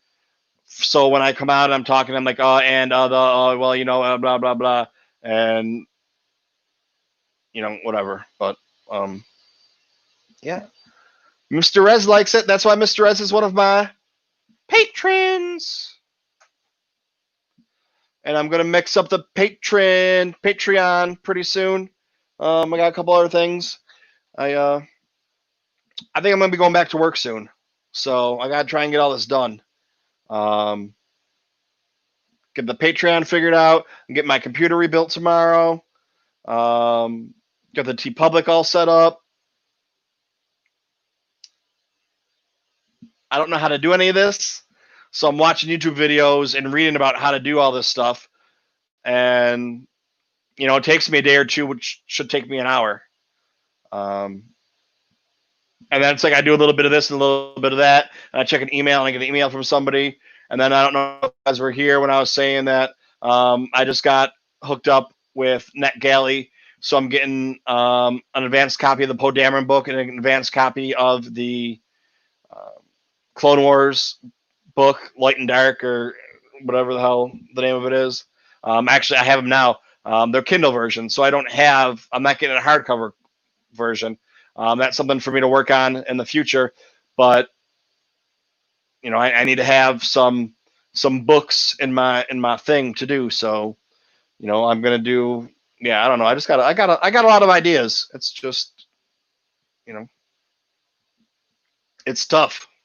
I mean, it's not tough like hard. I mean, it is. It's to figure everything in. Like it's, you know, it was nice because Pizza and Parsecs the other day were like, here's just a random. We want to thank Michael because he puts on a great show. Go check out his YouTube channel and podcast. He juggles 1,000 different things and, you know, does whatever he can. And it's like, you know, it's true. I do this and then I do the septic tank. And then sometimes, you know, we get a game in there and sometimes we get a toy in there and sometimes we get a book in there. And then sometimes we get a couple games in there. You know, I've been averaging about 20 streams or uploads a month. I mean, that's 5 things a week I'm putting on there. And it might be the video game 3 times in a week, but you know, it's all for you people. I mean, I could do a lot easier to play a video game to just turn on the computer and boom, there you go. And play for a half hour. But I set the thumbnail and change it to let you know what it is, and then I put it on Twitter, and then I go back and then I do it. So, you know, instead of me just turn on the game and playing it for 20 minutes, it takes me, you know, I set up and whatever bullshit, dude. I love you guys. That's why I do it. I want to be Star Wars friends. Because remember, the way it goes, number one in the world, in my life, in my eyes. Number 2, not fucking Funkos, Star Wars. Number 3 in there. Oh, you can't see in there. So it's my baby girl, my baby girl, my baby girl. Look at my butt! Look at my butt! That was for you, Duchess.